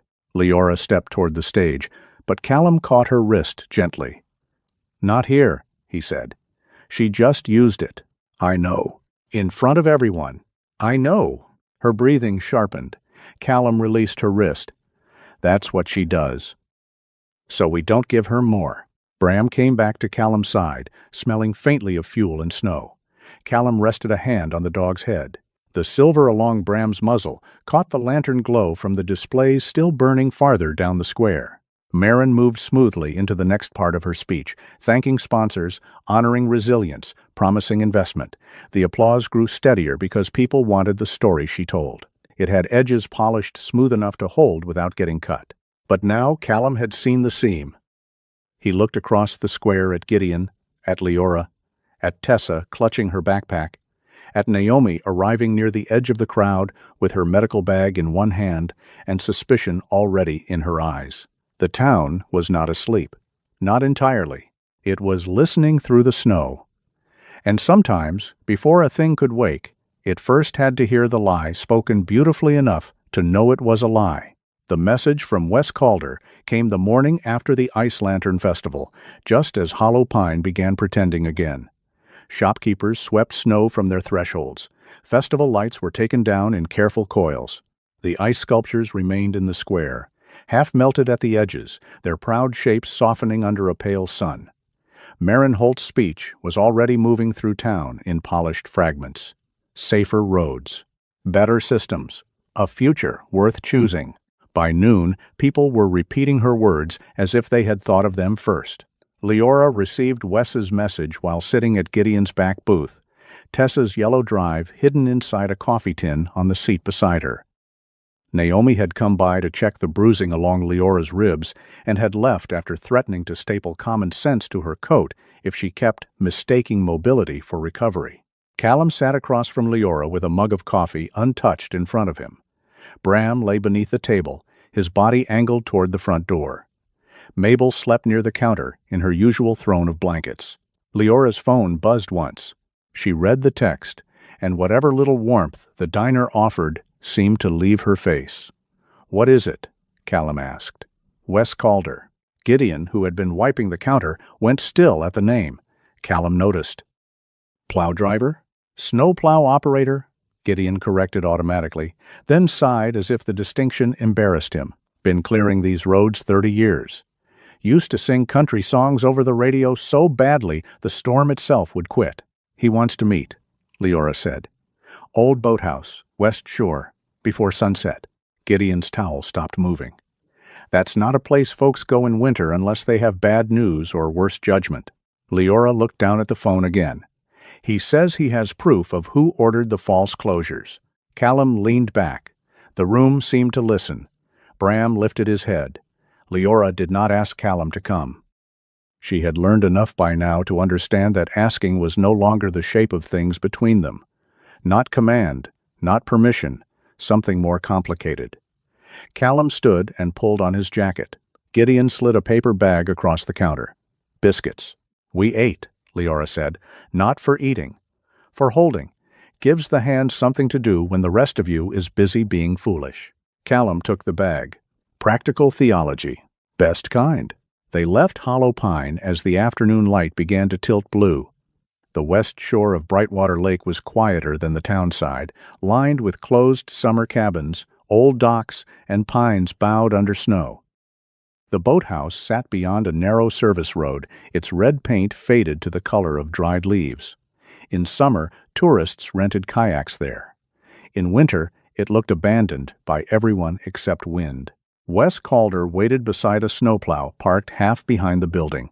He was 60, though cold and worry had pulled extra years across his face. Tall once, perhaps, but now slightly folded at the shoulders, he wore an orange work coat with reflective stripes, dulled by salt and diesel. His beard was gray and uneven, his knit cap pulled low, and his hands kept turning the lid of a dented metal thermos as if he were trying to unscrew his own nerves.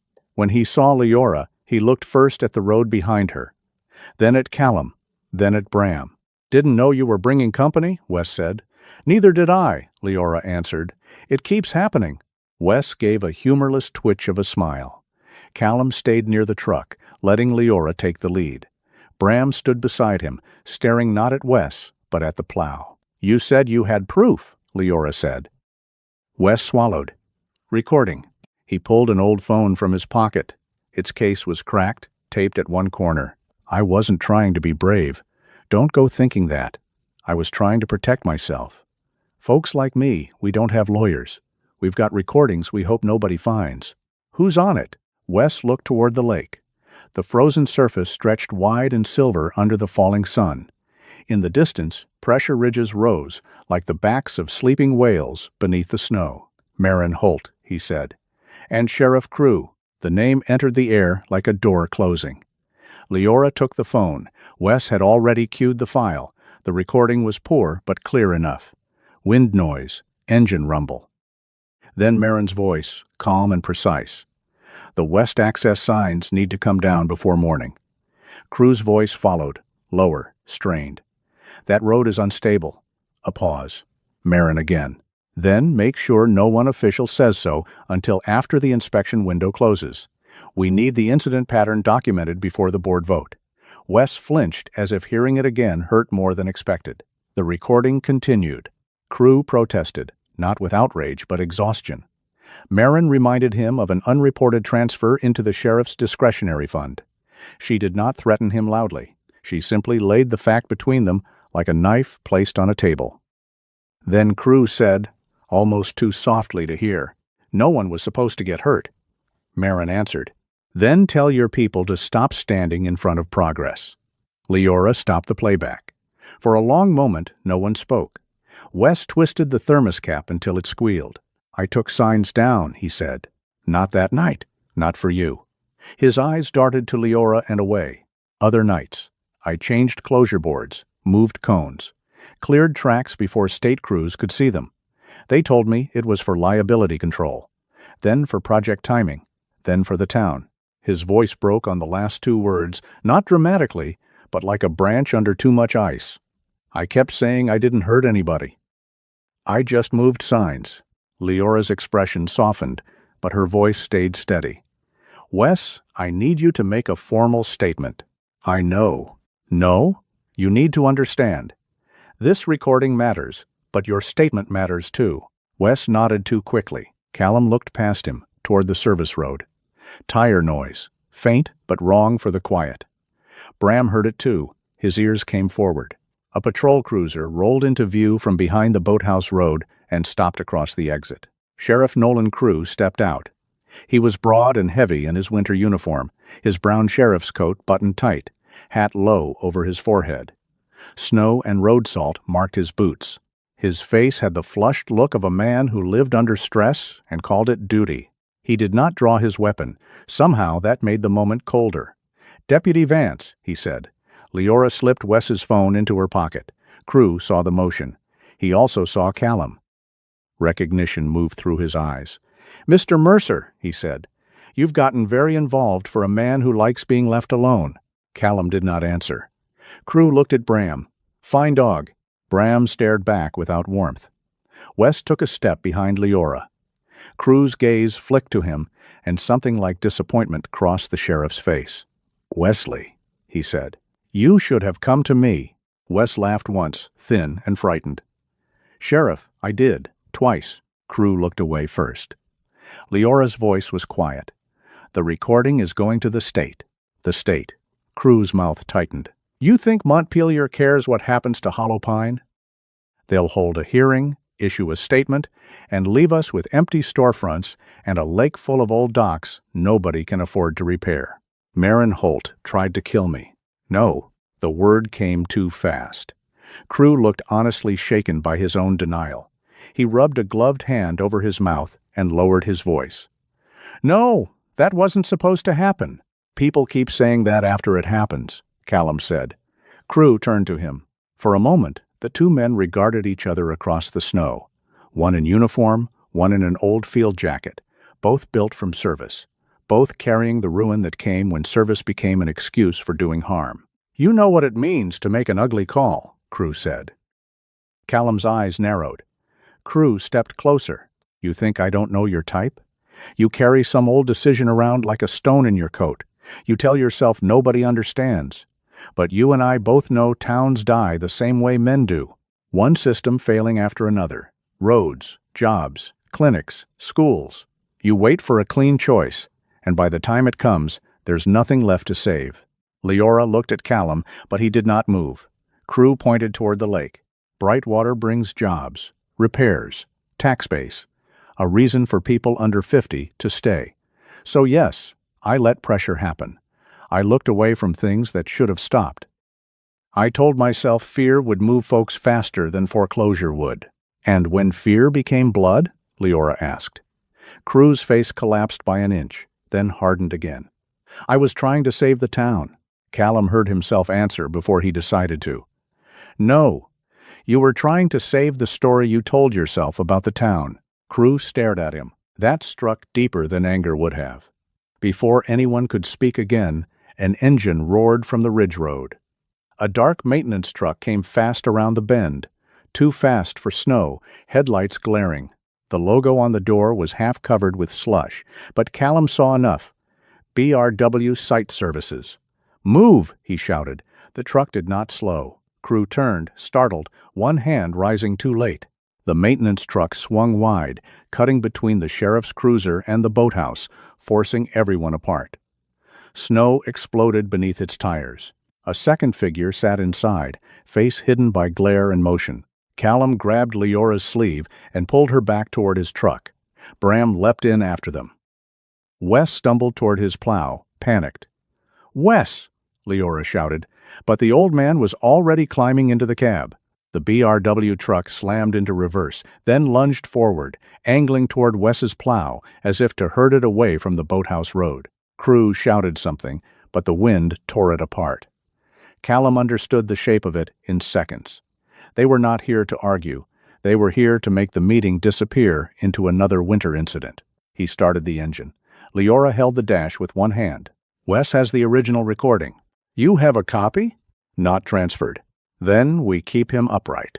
The vehicles lurched onto the service road. Wes's snowplow thundered ahead, fishtailing.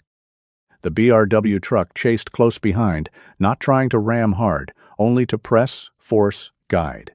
Callum followed, keeping distance, reading the road by the shadows in the snow. Ahead, the service road split. The right branch led back toward town. The left curved down toward the old ice road across the lake. Wes went left. "No," Leora whispered. Callum saw it then, the missing signs. The posts were still there, bare and crooked. Their warning boards removed. No reflective markers. No caution tape. Just a plowed white path leading onto the frozen lake. "That road open?" he asked. "It used to be," Leora said. Maintenance access only when the ice was cleared. From the radio clip near Wes's dash, faint and broken through their open channel, came his panicked voice. "They took the signs. They took the signs. I told them that section's weak." The plow hit the ice road. The BRW truck followed. Callum did not hesitate, but he did not chase blindly either. He slowed at the edge, studying the surface. Snowdrift, tire tracks, a darker band near the left side, where pressure had forced water up and refrozen poorly. He steered right. The truck moved onto the lake with a deep groan beneath it. Leora's face went pale. Callum kept both hands steady on the wheel. "Breathe shallow. That helps." "No?" "Gives you something to do." Bram stood braced in the back, silent but tense. The chase lasted less than a minute, though later it would stretch in Callum's memory like a whole season. Wes's plow swerved as the BRW truck nudged its rear quarter. The blade caught a ridge of ice. The plow spun sideways, slid, and rolled halfway onto its side near the darker band. The BRW truck did not stop. It sped toward the far access road, leaving a spray of snow in its wake. Callum brought his truck to a controlled stop well short of the cracked section. Leora was out before he could stop her. "Leora?" She ran badly, one arm tight to her ribs, boots slipping on wind-polished snow. Wes was trapped in the plow cab, the door jammed against the ice. Steam rose from the engine compartment. The ice beneath the vehicle gave a small, terrible pop. Callum grabbed the tow rope and blanket. "Stay back!" he shouted. Leora ignored him, reaching the plow and climbing onto the tilted running board. The ice cracked again. This time a line opened near her boot, black and thin as ink. Bram bolted. Not toward Wes, toward Leora. He crossed the ice low and fast, nails scraping, body stretched with purpose. Leora had just pulled the cab latch free when her foot slid. She dropped to one knee, and the cracked surface shifted beneath her. Bram seized the loose strap at the back of her parka and pulled. Not enough to drag her clear, enough to stop her from sliding farther. He barked once, sharp and commanding. Callum followed the sound through blowing snow kicked up from the lake surface. He dropped flat before reaching them, spreading his weight the way ice taught every careful man to do. He slid the rope toward Leora. "Loop it under Wes's arm." "I can't." "Yes, you can." Her face twisted with pain, but she did it. Wes was half-conscious, bleeding from a cut near his eyebrow, one hand still clenched around his old phone. Leora got the rope around him. Callum pulled, slow and even, muscles burning, boots braced against ridges in the ice. Bram kept his teeth in Leora's coat until she was clear of the crack. The plow settled with another groan. They dragged Wes away seconds before the front end broke through into dark water with a heavy, swallowing sound, not the whole vehicle. Just enough to make the lake show what waited beneath its white skin. Callum did not look at it long. He got Wes to the truck, then Leora, then Bram. Only when Bram jumped in did the dog stumble. Callum caught him. Blood marked the fur along one front paw where a strip of sharp ice had cut between the pads. The dog's body shook hard, not from fear but from cold and effort. His breath came in rough bursts. "No," Callum said, the word too quiet for anyone else.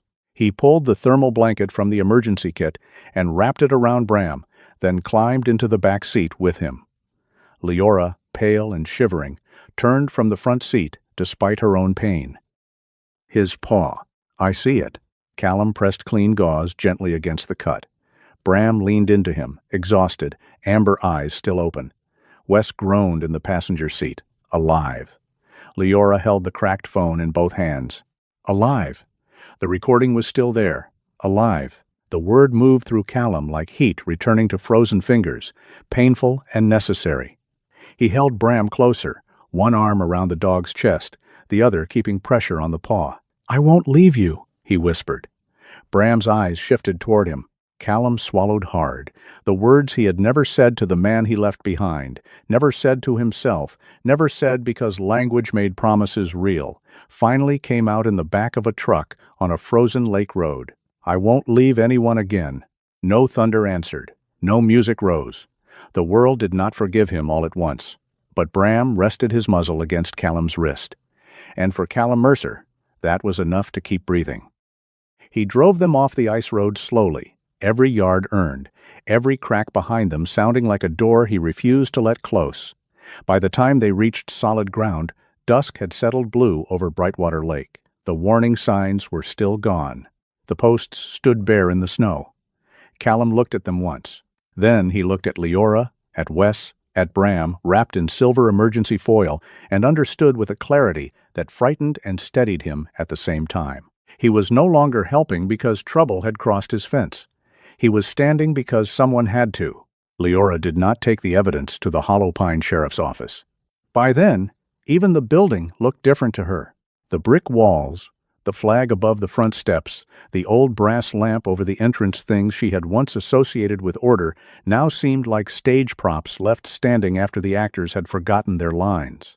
Instead, she went through Tessa.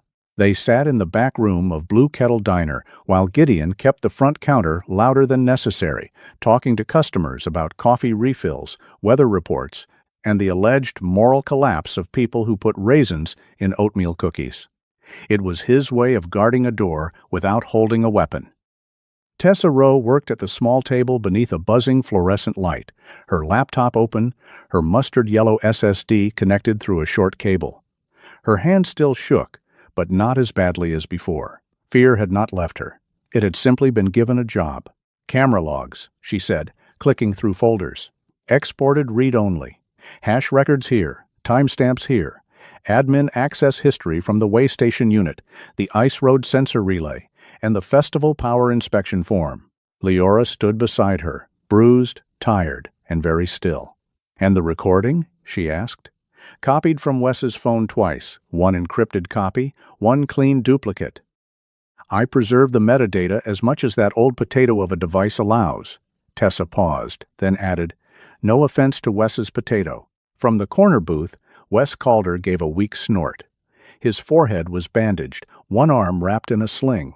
He looked like a man whose body had survived the lake before his conscience had finished thawing.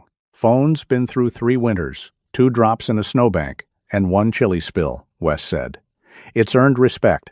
Naomi Ellard, standing near the door with her medical bag in hand, said, "So have you. Try not to waste it."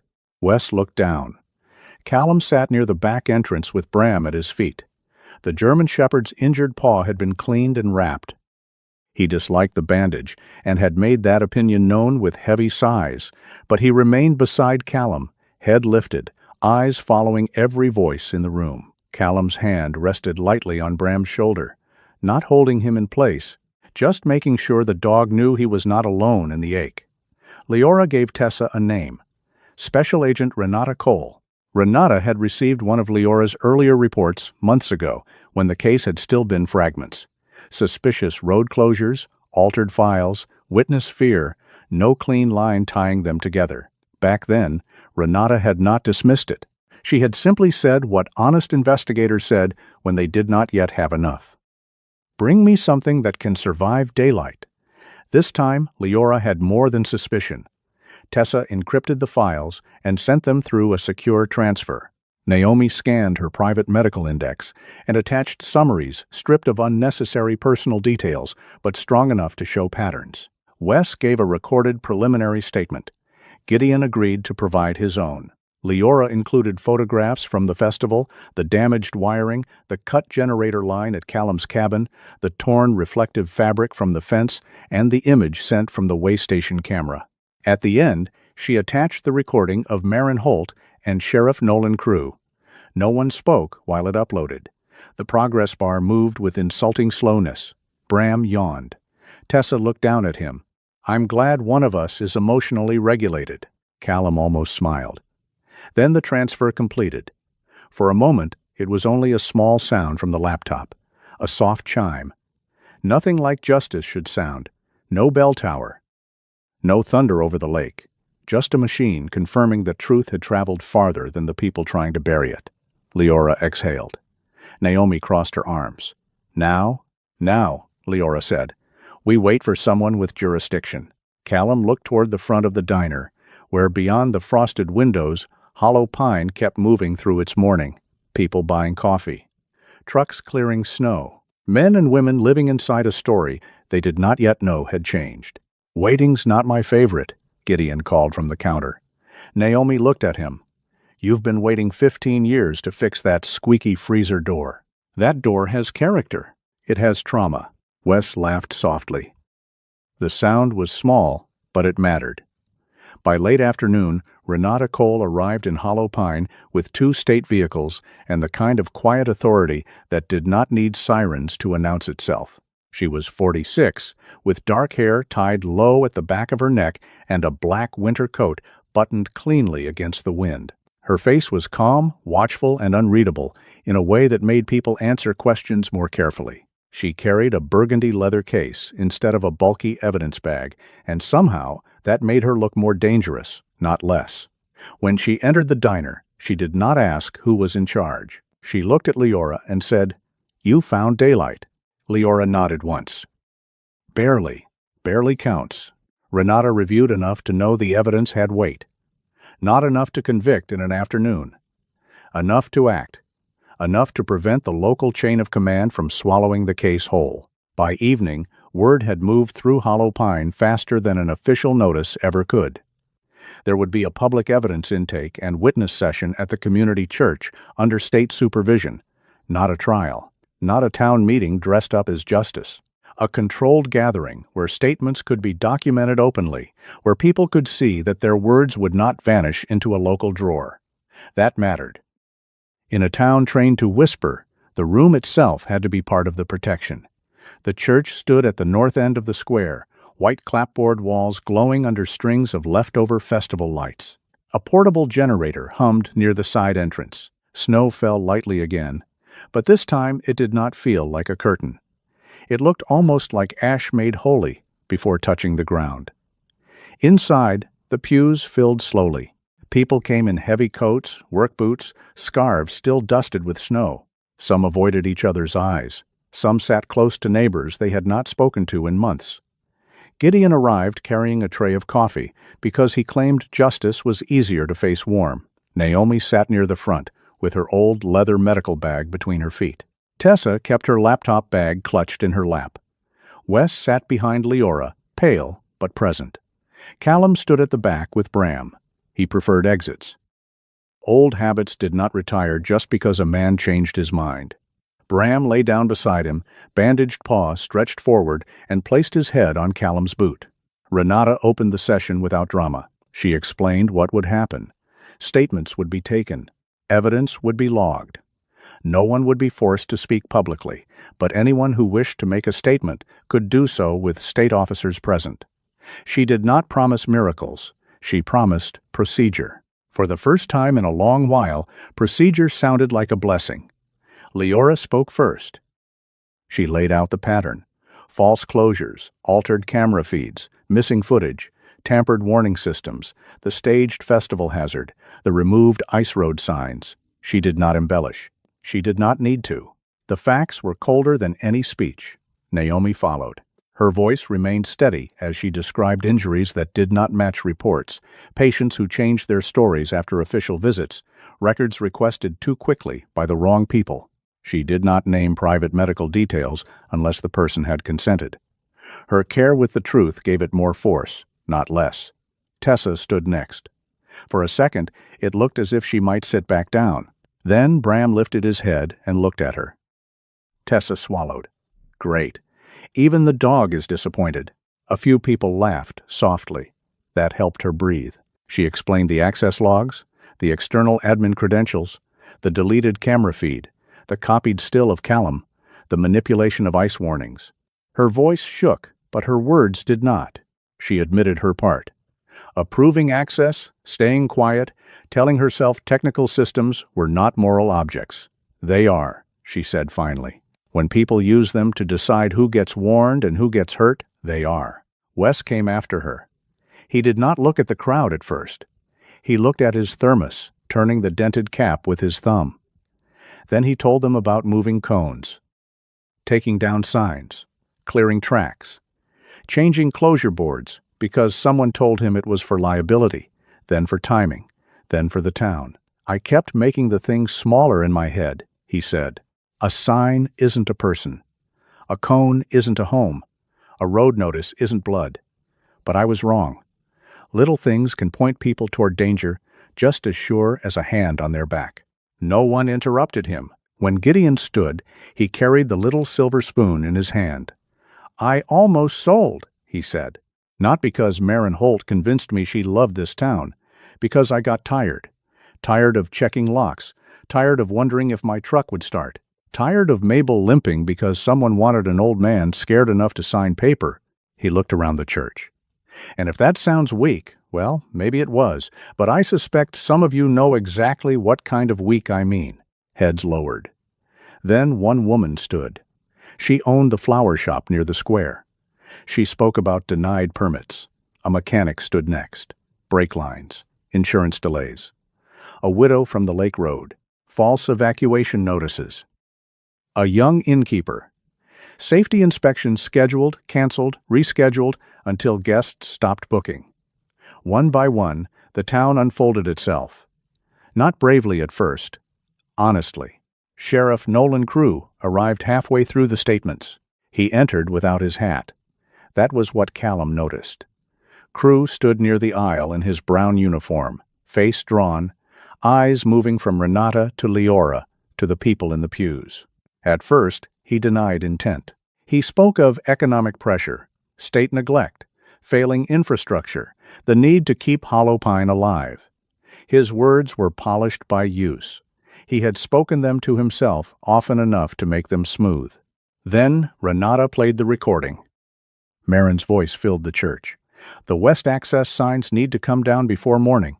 Crew's own voice followed. That road is unstable. No one breathed. No one needed to shout. The recording made shouting unnecessary. Crew sat down in the nearest pew as if his knees had been cut. He looked older by 10 years, not because he had been exposed, but because he had finally heard himself without the mercy of his own excuses. I thought I could control it, he said. Leora looked at him with pain and fury held in the same hand. You never could. No, Crew whispered. I didn't. Outside, state officers moved quietly through the town. By the time Marin Holt realized the story had slipped from her control, Renata had already sent units to the Lake Road. Marin tried to leave before dawn. She took the east road out of Hollow Pine in a black SUV, white coat folded neatly on the seat beside her, silver snowflake brooch still pinned at her collar. State police stopped her.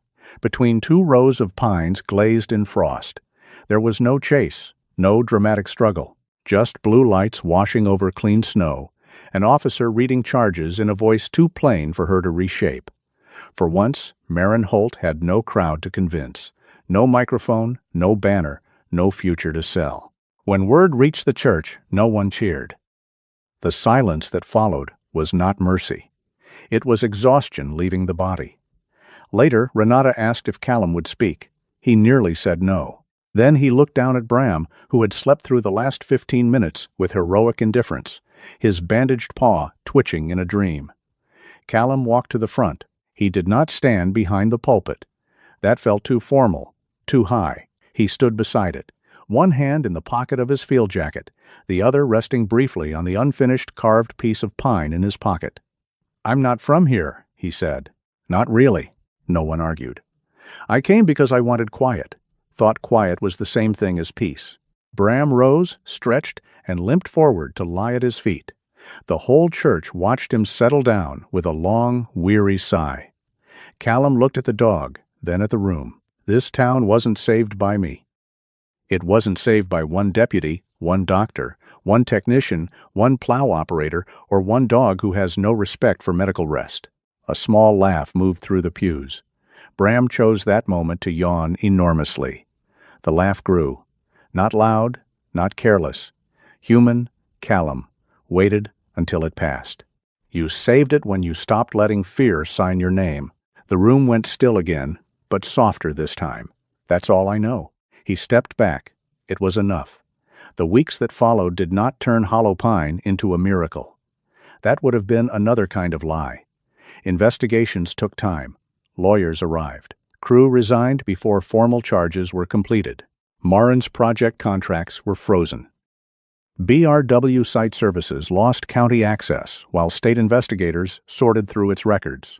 Some people apologized, some did not. A few tried to pretend they had never supported Brightwater loudly in the first place because pride, like snow, drifted into inconvenient shapes. But the town changed in smaller, sturdier ways. Naomi started a winter safety check program for people living alone near the lake road. She called it boring and necessary, which in her vocabulary meant sacred. Tessa kept her job under whistleblower protection and became unbearable about password hygiene, according to Gideon, who claimed she tried to make his diner register more secure than Fort Knox and less friendly than a tax audit. Wes gave formal statements and began repairing warning signs himself, one post at a time, though no one asked him to. Perhaps that was the point. Gideon hung a new sign outside Blue Kettle Diner. No one gets pushed out in winter. Under it, someone had added in smaller letters, except people who put raisins in oatmeal cookies. Gideon denied responsibility. No one believed him. Leora stayed in Hollow Pine longer than planned, working with Renata's team and helping rebuild a chain of trust that had rusted link by link. She still moved stiffly some mornings, still touched the scar at her temple when thinking too hard. But she no longer walked like a woman expecting every hallway to close behind her. And Callum went home to his fence. The old gate had always opened inward. He had never thought much about that until he began building the new one. This gate was wider, heavier, made from oak and pine, braced cleanly, with a latch that could be opened from either side. It took him 3 days, partly because Bram kept lying directly where the tools needed to be, and partly because Mabel, visiting from Gideon's diner, had discovered a late-life passion for stealing sandpaper. On the 4th morning, Leora arrived carrying 2 coffees. She wore no uniform, just a dark coat, gray scarf, and the look of someone who had learned that gratitude did not need to be loud to be real. Bram saw her first. Despite the bandage, he trotted through the snow to greet her, tail low and happy. Mabel followed at half speed, dignified and slightly crooked, like a small queen who had misplaced both her crown and her patience. Callum stood by the new gate, hammer in hand. "You built it bigger," Leora said. "Bram has guests now." "Bram?" Callum looked down at Mabel, who was licking snow off the bottom rail with great seriousness, among others. Leora handed him a coffee. For a while they stood without speaking. Brightwater Lake shone beyond the trees, clear under the morning sun.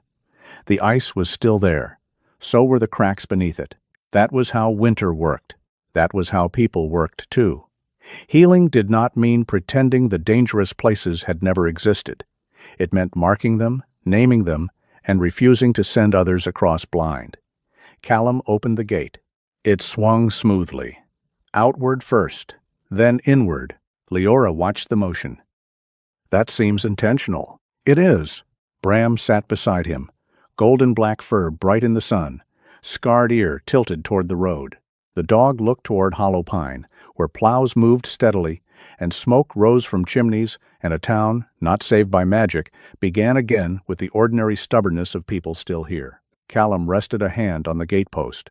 For years he had thought courage belonged to loud moments. Doors breached, orders given, bodies carried through fire. Now he knew better.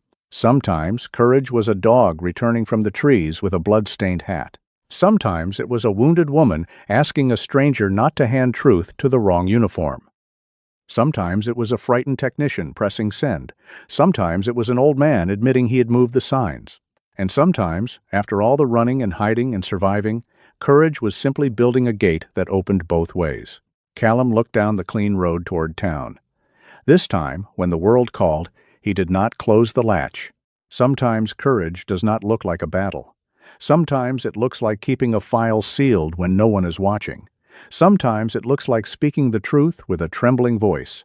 And sometimes, by God's quiet grace, it comes on 4 paws through the snow, reminding a tired heart that it is not too late to stand for what is right. May this story remind you that peace is not found by closing every gate, but by opening the right one at the right time for the people who need us. If this story touched your heart, share your thoughts in the comments. And if you believe in loyalty, second chances, and the small miracles God places along our path, please subscribe and join us for the next story. May peace find your home, and may hope always know the way back to your door.